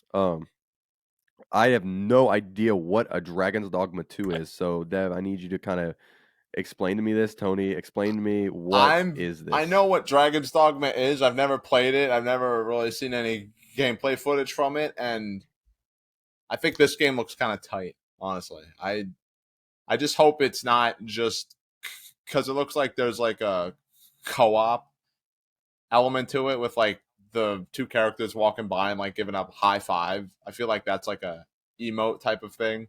Which I mean, that could be really fun, you know. Like people like doing that with Monster Hunter and stuff. But like, this just looks like, you know, like a fun, somewhat cheesy action game. You know, that's like stylish looking, has impressive graphics. So I mean, I'm probably gonna play this. I probably won't get it at like launch price, but when it's on sale, I might actually jump into this because I don't know. It's been in It has. development for a long time, and I think it looks pretty sick.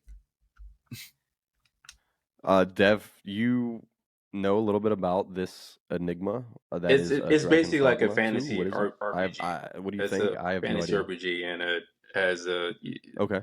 They all have a different fighting style. You got your mages and your shield and brute guys and your thieves and stuff like that. So it's kind of like a Dragon Age type thing, but it's more Okay. RPG. If I can say that. Does that make any sense? Yeah, it Yeah. does. It just yeah, it does not It's interest me at definitely all. acquired I have taste for sure.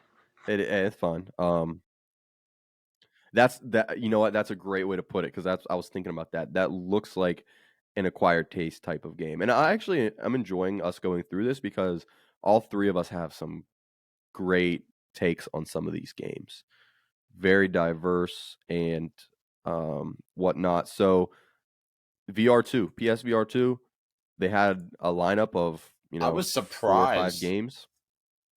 Why? Why were No, you because surprised? you don't usually, you know, usually at like a Yeah, PlayStation event, if they have a VR game, it's either like a Resident Evil game or like maybe one game, but there were at least three here. You know, Resident Evil 4 Remake VR mode, which is Yeah, it probably going to be does. pretty sick. that looked good. Arizona Sunshine, in my opinion, oh no, Arizona Sunshine 2, in my opinion, looks a little dumb, but you know, fun.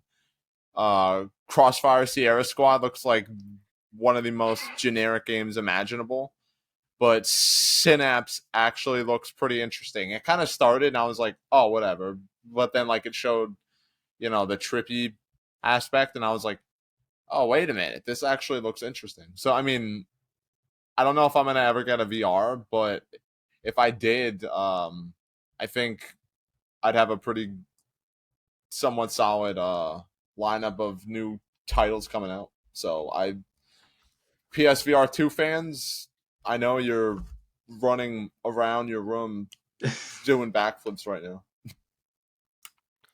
I really want to get a PSVR 2 and just, after seeing some of these games, I don't want to get into it too much, but it looks good. It's just kind of uh hard to get into right now with Yeah, all of these devices are so expensive. Yeah. Not just the device, but getting into the software on top of that especially on is, PC that for just sure. it's even more. So, Deb, you have any experience with VR? Oh yeah. Are you interested in PSVR Uh, at all? I mean, it's all about spacing and having enough space to actually run it and Yeah, the yeah, money, of course, how much expensive it is for me to get into that is like that's another PS5 right. or that's another that's a whole PC build I could have. So it's like if it was Yeah, more if it yeah. got if the gameplay got more advanced into the VR, then I'll probably get it. But if it's not, if it looks exactly the same as the games from last year and PlayStation 4 and all that, eh, I'll wait.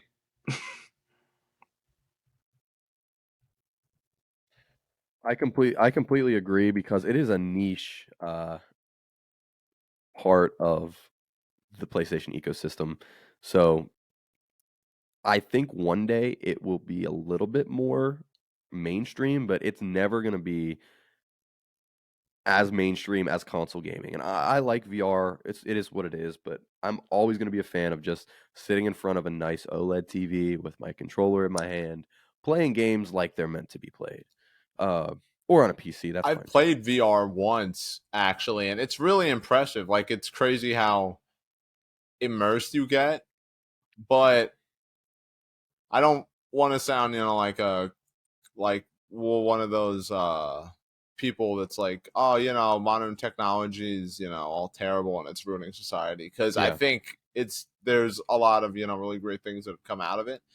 But, it's, like bad enough, well, I shouldn't say bad, but like, just playing a regular video game on a regular console for, a long time can be addictive for some people and stuff and like get you sucked in. I just don't think VR games were meant to be like these immersive experiences because it's just like one more thing separating introverted people or whatever from the real world. And it looks cool, but I also kind of worry about the potential downfalls of it. viability. I don't know. Yeah, I agree. I like seeing the gameplay though, because sometimes, man, some of these things look so interesting and cool, like Beat Saber. Nobody can argue that Beat Saber does not look really cool. You know what I mean?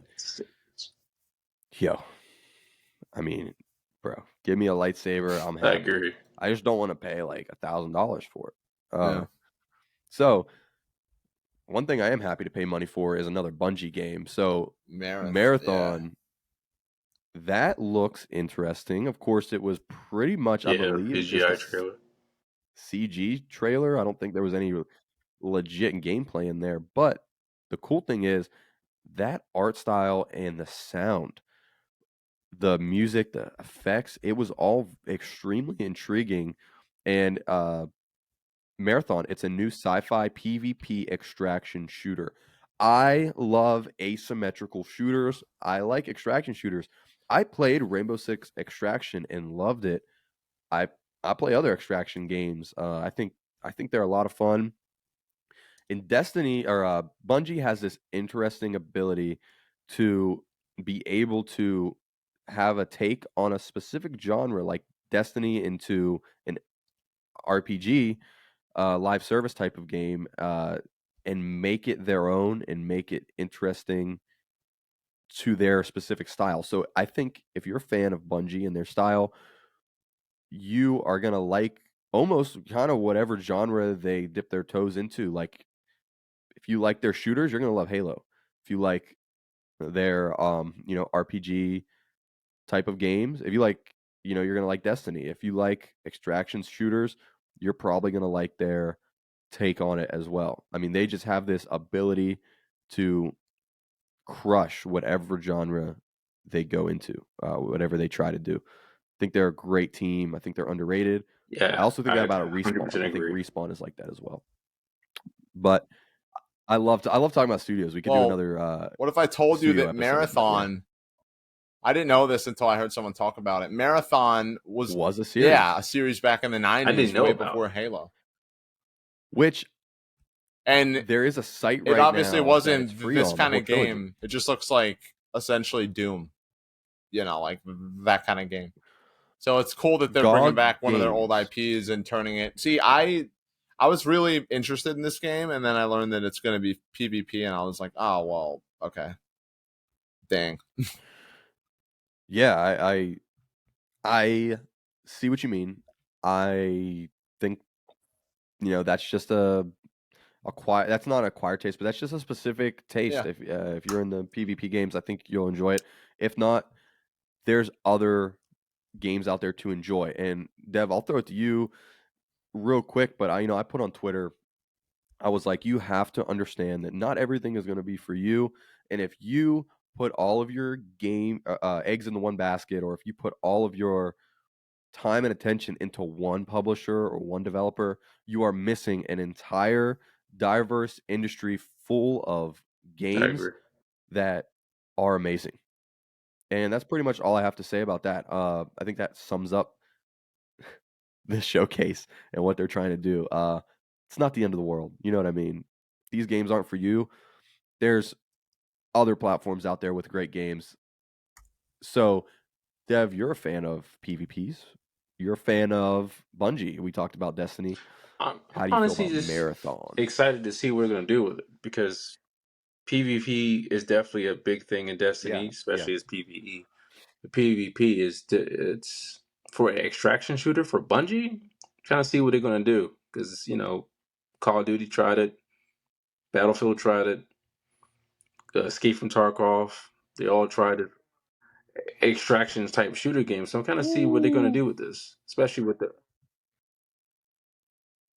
How do you feel about that, specific subgenre of It's shooters, fun. the I mean, it extraction definitely shooter? each game has their own version of it. So I mean, it's a give and take type thing.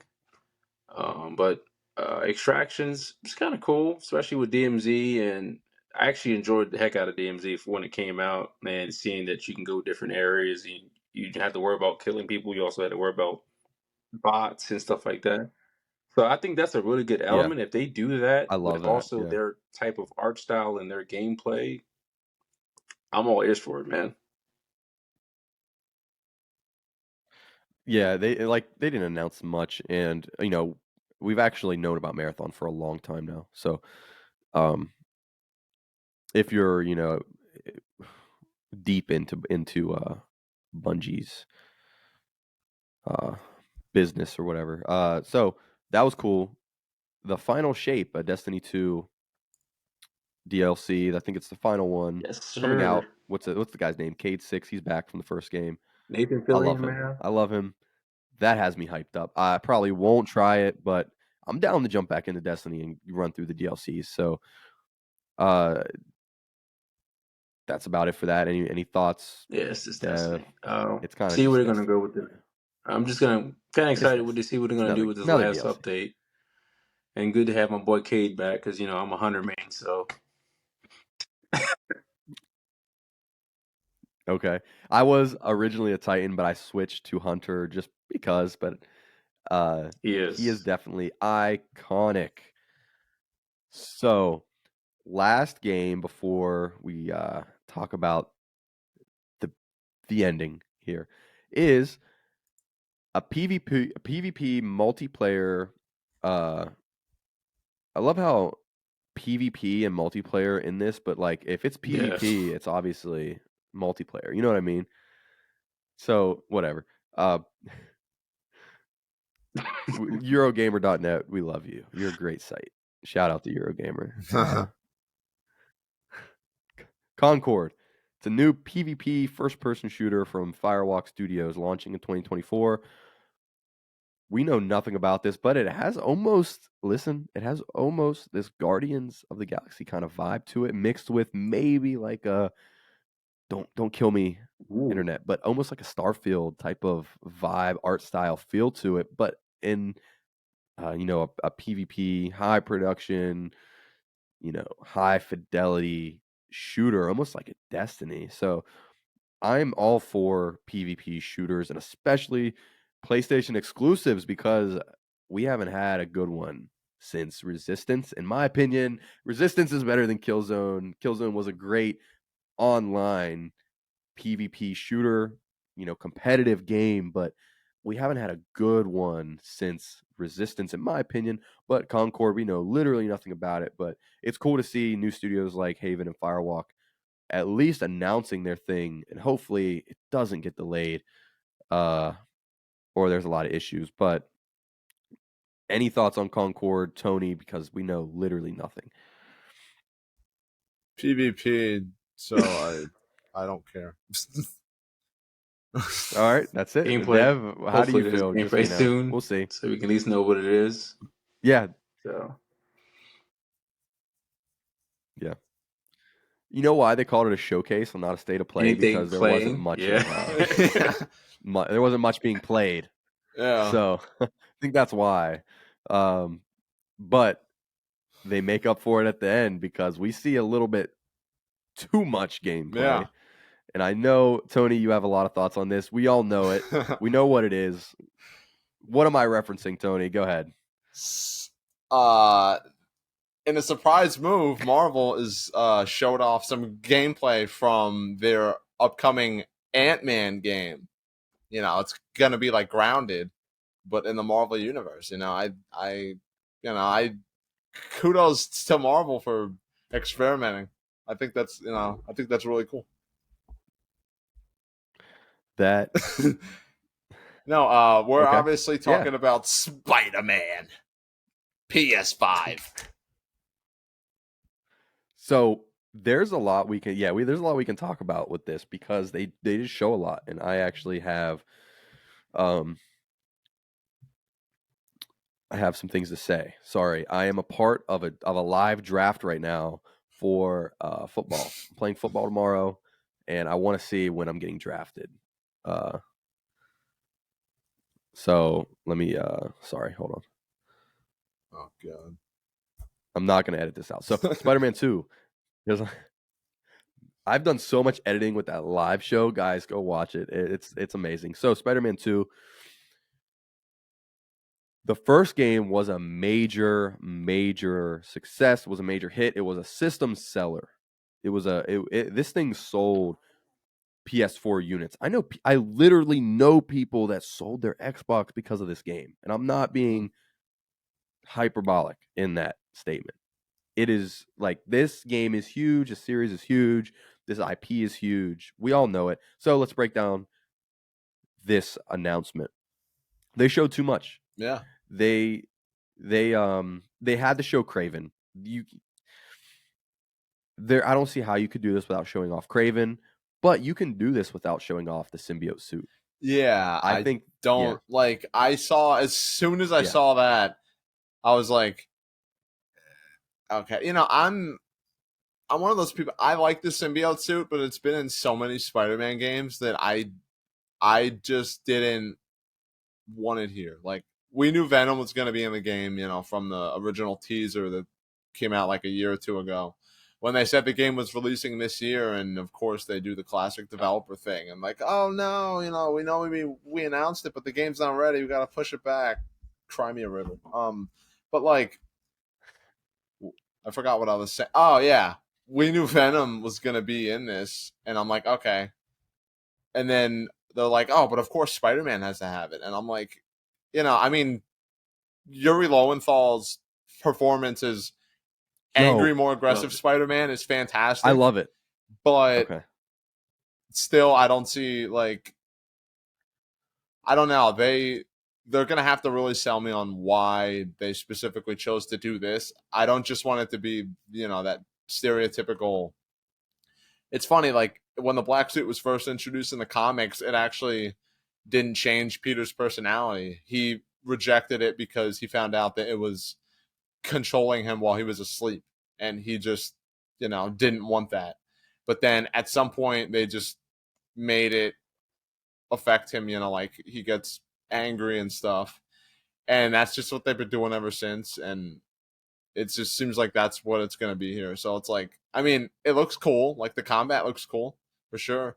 The suit looks a little weird. It's like slimy, but I don't know. I'm gonna wait and see. So I have I'm gonna Dev. I really want to know your take on the entire trailer, but some little insight I can give is that if you look at the kind of like the metadata for all of the uploaded videos, this is running in 30 frames per second quality fidelity mode.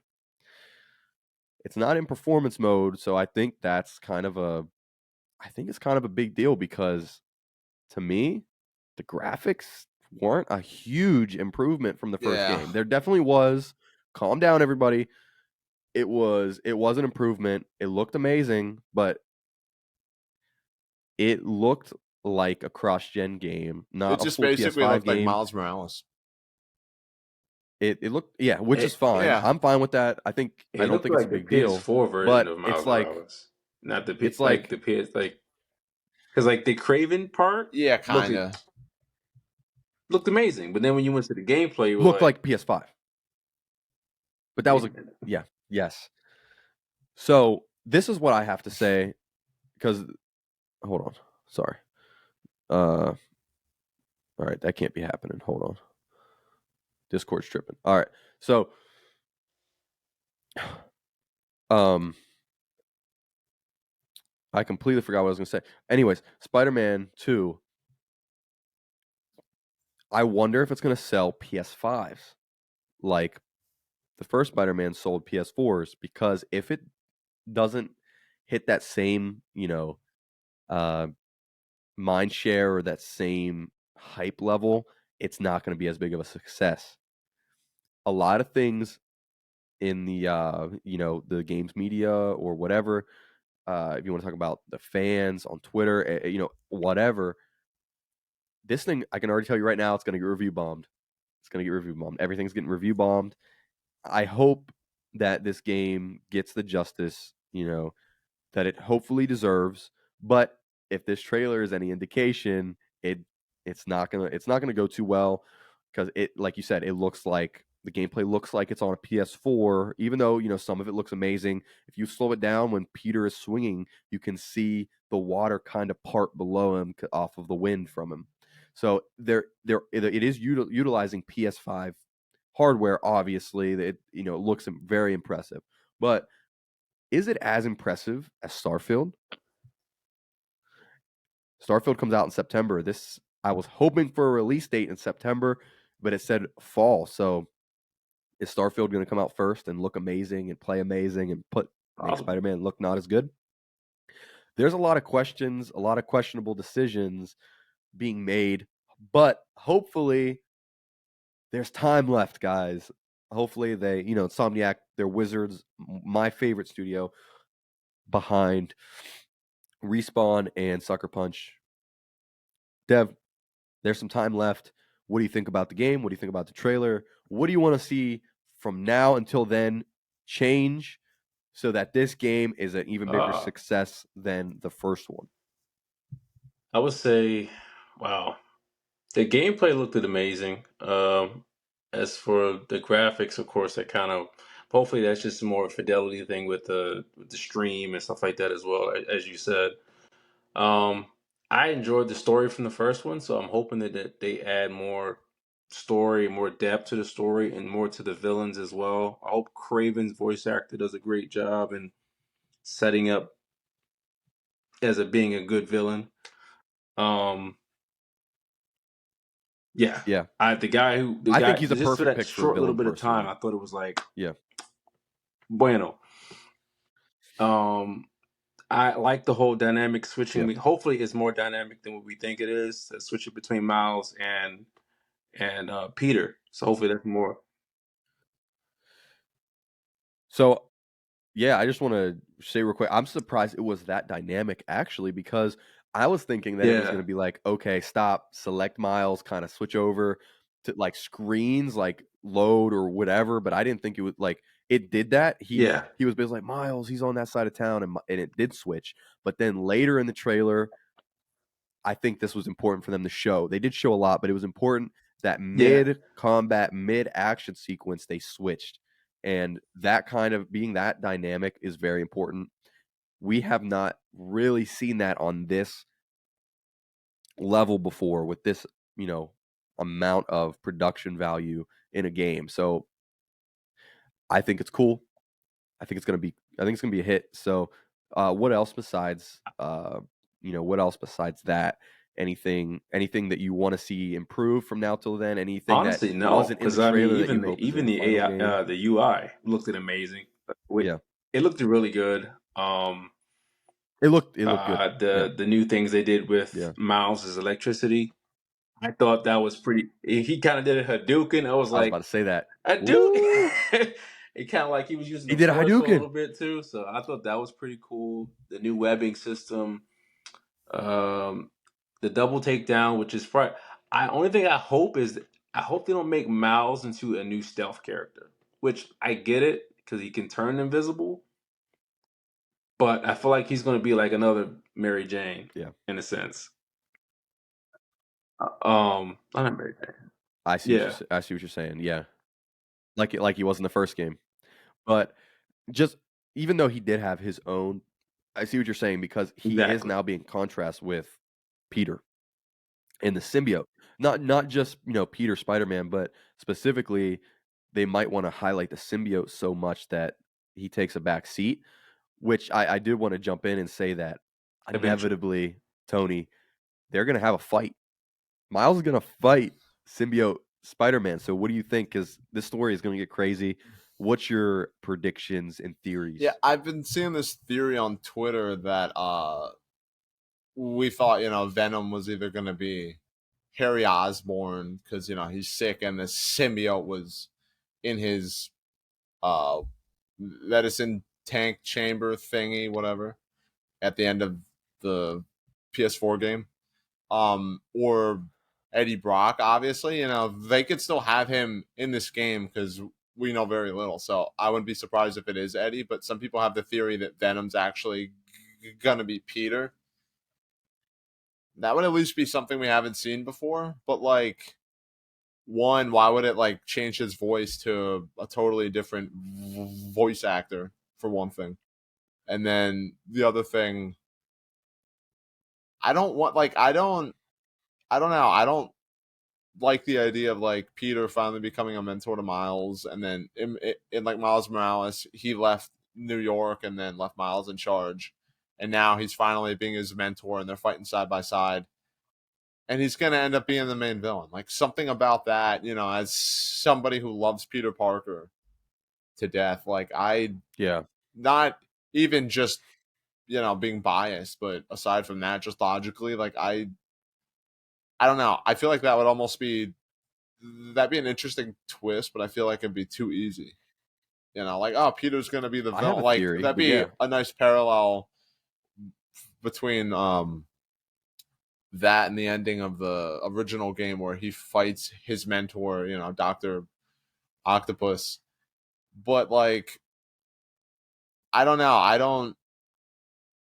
It could be interesting, but I don't Yeah. necessarily love it. So, Okay. Dev, what's your thoughts on the potential uh, outcome and what's your theory? Because Tony brought up some good points. It's interesting. What is the symbiote I'm gonna thinking they're do? probably gonna do the same thing what they did with the movie. They're probably gonna have him take control for a little while, and then he's gonna figure out a way to take it out of his system. And I'm pretty sure we're probably gonna either have to fight him without the suit, or fight him just Venom alone, or he takes somebody else or something. So I'm hoping they don't take that same route where he said, what Tony said, and they just do it something completely different. But I think they're gonna do something different. Uh, because okay, the first game was bold. They killed off Aunt May. None of us expected that, yeah. and none of us, none of us really. That's why the game hit so hard. We didn't really expect a lot with it. With that, with what they did with the story, and they did a lot. So don't forget how much they accomplished with the original, because this isn't a DLC. You know what I mean? This is a full game. It doesn't just have New York in it. It has the boroughs. That's insane to me. How do you build up off of the first Spider-Man game? It was New York. That's Spider-Man. Nah, this one got the boroughs in it. This one fighting, has fighting on the yeah, water. He was in the water. I mean, fighting. You know what I mean? This is. I think this is really going to blow people's mind. I just hope that it can stay in the good graces of you know the fans, the games media, everybody, because like I said, it's coming out at a contentious time in the history, in the lifespan of the PS5, within the context of how it's doing against Xbox, how it's performing against other developers. So is there anything you guys want to say closing on Spider-Man? Then I just want to talk about just that, the industry at large right now and Spider-Man's impact versus, maybe a Starfield or Xbox counterpart.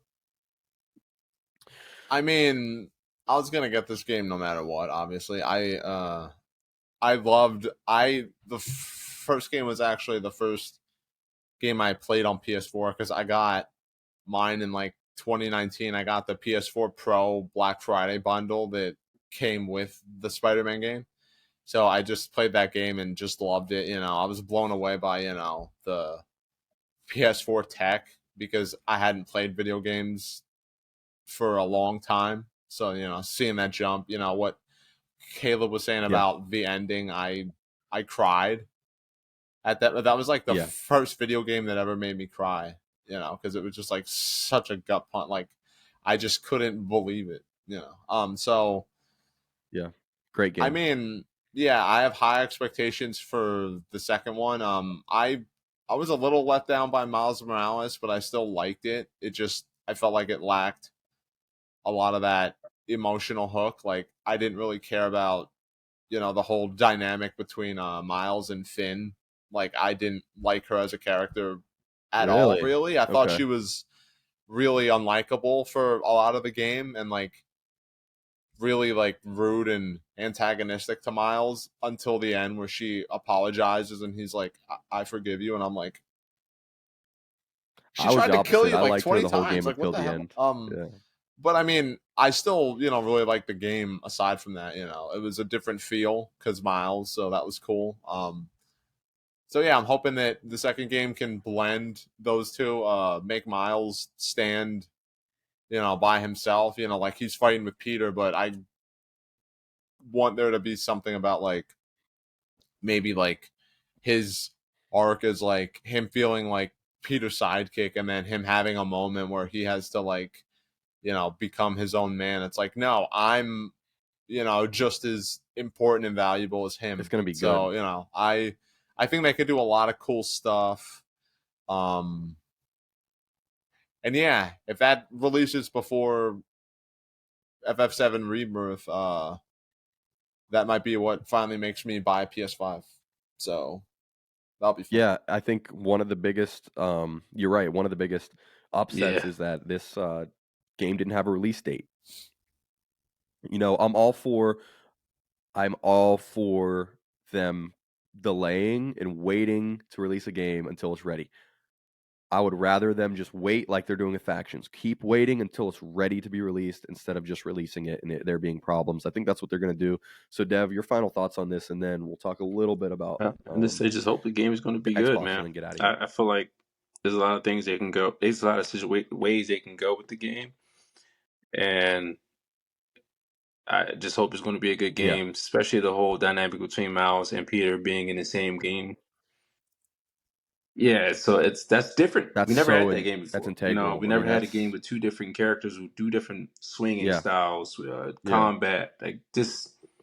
Like, what can they do? You know what I'm saying? So yeah, I'm just hoping that it's going to be a good game, and the dynamic is yeah. amazing, and the story hopefully just outshines the whole thing, everything. So Yeah, yeah. I think it will because if there's a I agree. developer that I trust, it is Insomniac. It's funny because growing up, I wanted to either be a game developer or a games journalist, one of the two.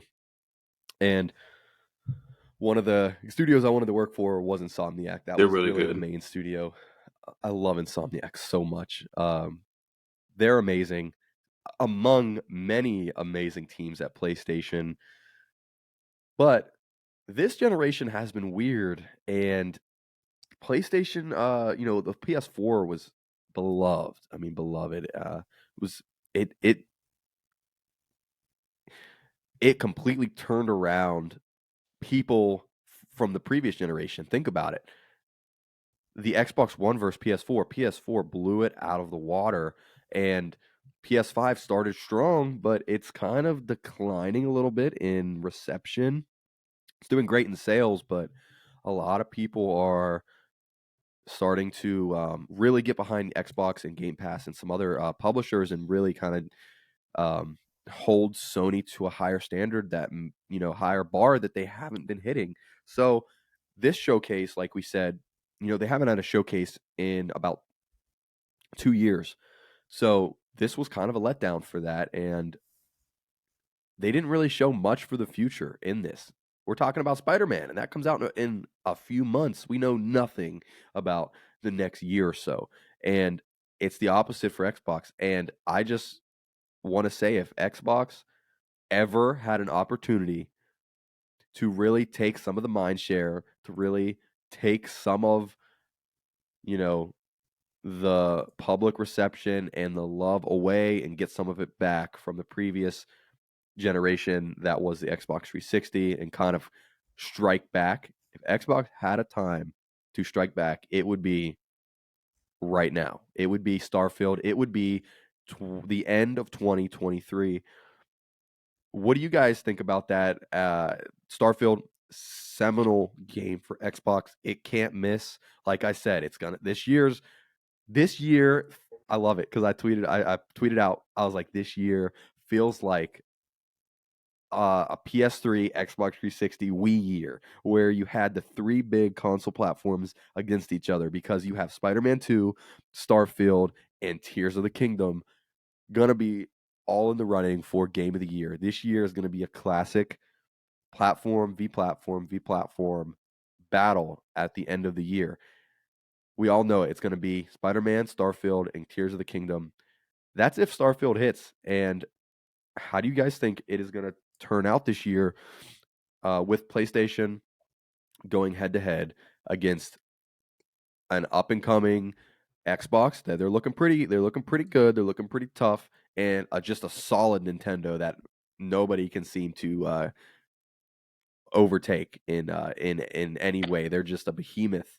Tony, you're somebody who has yet to adopt a next gen system. You have a Switch, but you're actually debating between PS5 and Xbox. And from talking to you, I know you're looking into Xbox right now. So, what do you think specifically about the rivalry between these two brands, and why are you leaning towards Xbox a little bit? Yeah, well, I mean, for one thing, I want to wait for the PS4 Pro, which is rumored to be released maybe next year. But Yeah, so PS5 I Pro, mean, reported by PS5 Tom Pro Henderson, is going is to a be out. PS4. Yeah, Yeah, hopefully end of 2024. So you're yeah, waiting yeah. So more for that. I just Yeah, rather get that model, rather than get the base model because I got the PS4 Pro and it's still runs some newer games pretty well from what I played.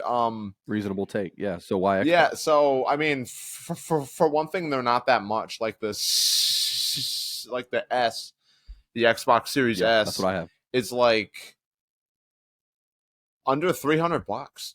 That's a pretty damn good price. And like It is. Starfield, obviously, I'm kind of cautiously optimistic about that because if it hits, if it's good, it could be peak. If it's bad, it could be No Man's Sky.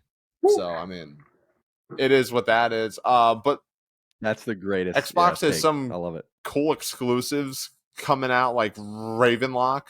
It's like a Well, I thought you were about to it's say like you were a Redfall. I was about to be like, indie whoa. action RPG in like a fairy tale setting. Yeah, It's I think it's also coming to PC. Maybe it might be there now or soon. Everwild, dude, that looks exactly my kind of game. my You know, like beloved a rare. My like beloved a rare. indie kind of artsy open world-ish fantasy game looks amazing. And then Sunset Overdrive, which is a Xbox 360 game, but looks like the one open world game I could just finally love. I could just finally love an open world game. So, and Yeah, uh some of the PS3 games I want to play are also on 360 and Xbox One and stuff. So, I feel like there's a lot of good reason to get an Xbox. I'm definitely interested in what they're doing because like I see people on Twitter say that like, oh, they have more cool exclusives coming out than on PlayStation. And I mean, I think they have a point. Like it seems like their approach to things. I think they're more hit or miss, but it seems like in some ways they're doing more interesting things than Sony, which seems to be generally focused on either like multiplayers now, live service games, or like like big AAA story driven, which I like, but I also think some of the stuff that Xbox is making, even like if it doesn't hit well when it comes out, looks interesting and creative and in some ways more of the kind of stuff that I like. So there's I definitely there are a few PS3 games I want to play first because they're exclusive to that. And then I'll probably sell my PS3, get an Xbox, and then I don't even know where I'm gonna start exactly, but I mean, but so that's interesting because you're talking about old games, newer games, and then potential bright future for Xbox. So, Dev, how do you feel? Um, is PlayStation the king? Are they about to be thrown off their pedestal by Xbox, or is Nintendo just the one that remains that Oh, cannot be yeah, that that's a can't that it tough one remains because I don't untouched? feel like Nintendo is definitely doing great. I mean, I It's definitely think the new Zelda game is definitely top tier, even though yeah, it's probably mid to some other people. Um, yeah, I feel like PlayStation games, for me, single player games has always been my favorite thing to do. Single player games and the PS5 and PlayStation has always done that. Such a really good job doing that as well. And as for Xbox, has always been about the yeah, multiplayer and yeah. They do. and that's what distinguishes between the two. You're You know, so they're right. Yeah, Sony has always been a single player story person, and it's like they're doing the opposite now. It's like they're trying one's doing the story and the other one's doing the live action Yeah. service type thing. they're So it's trying crazy. to. So Yeah, I don't really know. I don't think Sony's going to get kicked off the pedestal. Xbox had to try really hard. That's all I gotta say.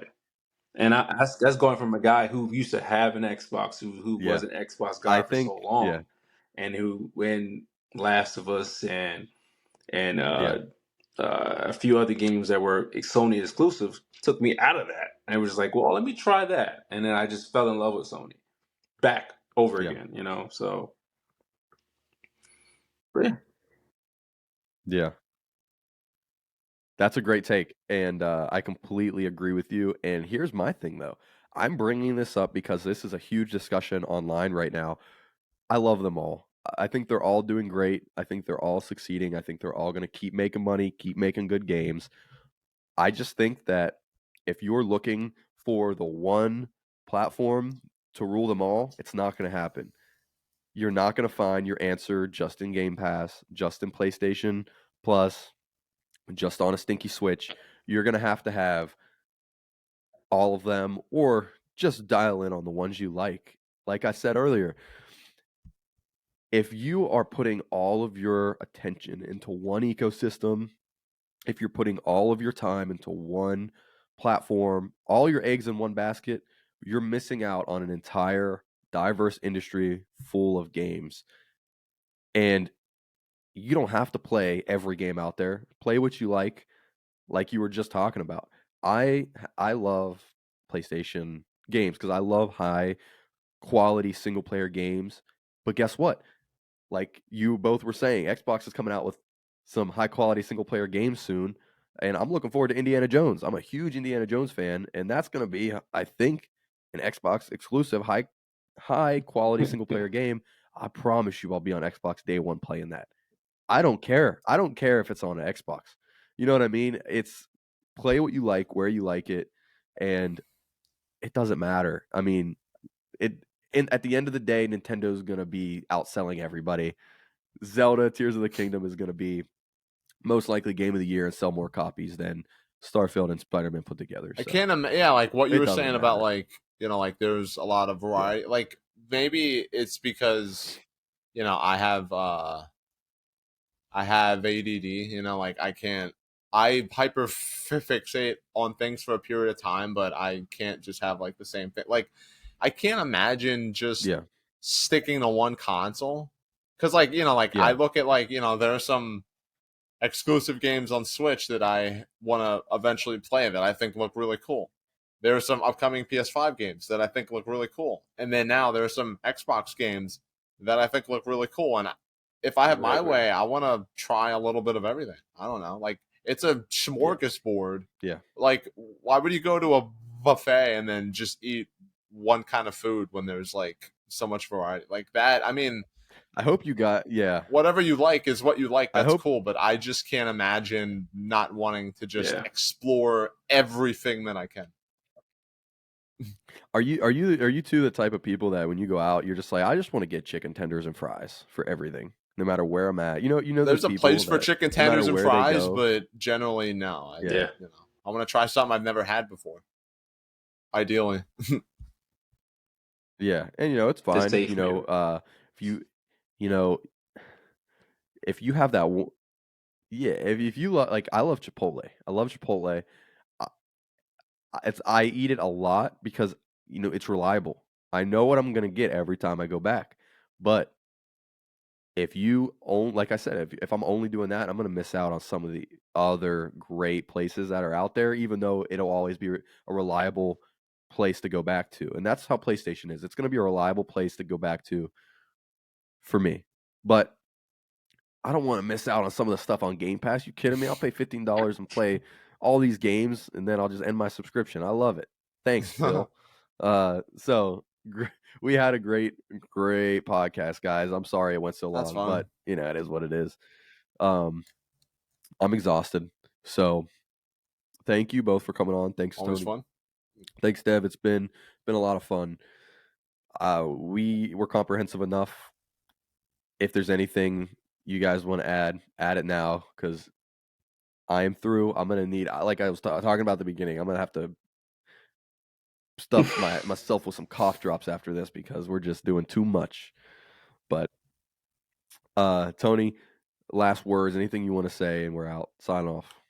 Um, yeah, I think like this is why over the years I've learned to not just be stuck in my own thought bubble and like like have conversations with other people, hear different opinions, because like talking to both of you on this episode about the showcase made me realize that I think I liked it a little more than I thought I did. I tend to like exaggerate my Yeah. opinions, just to like try and be like funny or like shocking or stand out. But no, like I Take a yeah, like stance, yeah. there Strong there are a stance. few games, shown at the showcase that aren't the kind of thing I usually play. Like Dragon's Dogma, Phantom Blade, not usually the kind of thing I play. Yeah, But Phantom Blade was for me. seeing them in the showcase, I'm like, I might try something new, and I might not like it, but it is what it is. That's just a part of life. It's fun to branch out of your comfort zone every once in a while. So, I applaud Sony for I don't know, trying new things. I think some of them are probably gonna fail, just being honest. But I'm.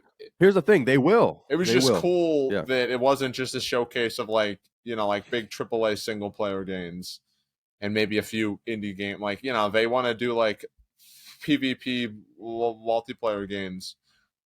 Okay, they could be cool. Like we could be looking at least one of the next iconic multiplayer games that people are gonna be streaming on Twitch for like a few weeks, months, maybe a year. Yeah, And that's true. I guarantee you, like, Marathon will be like that.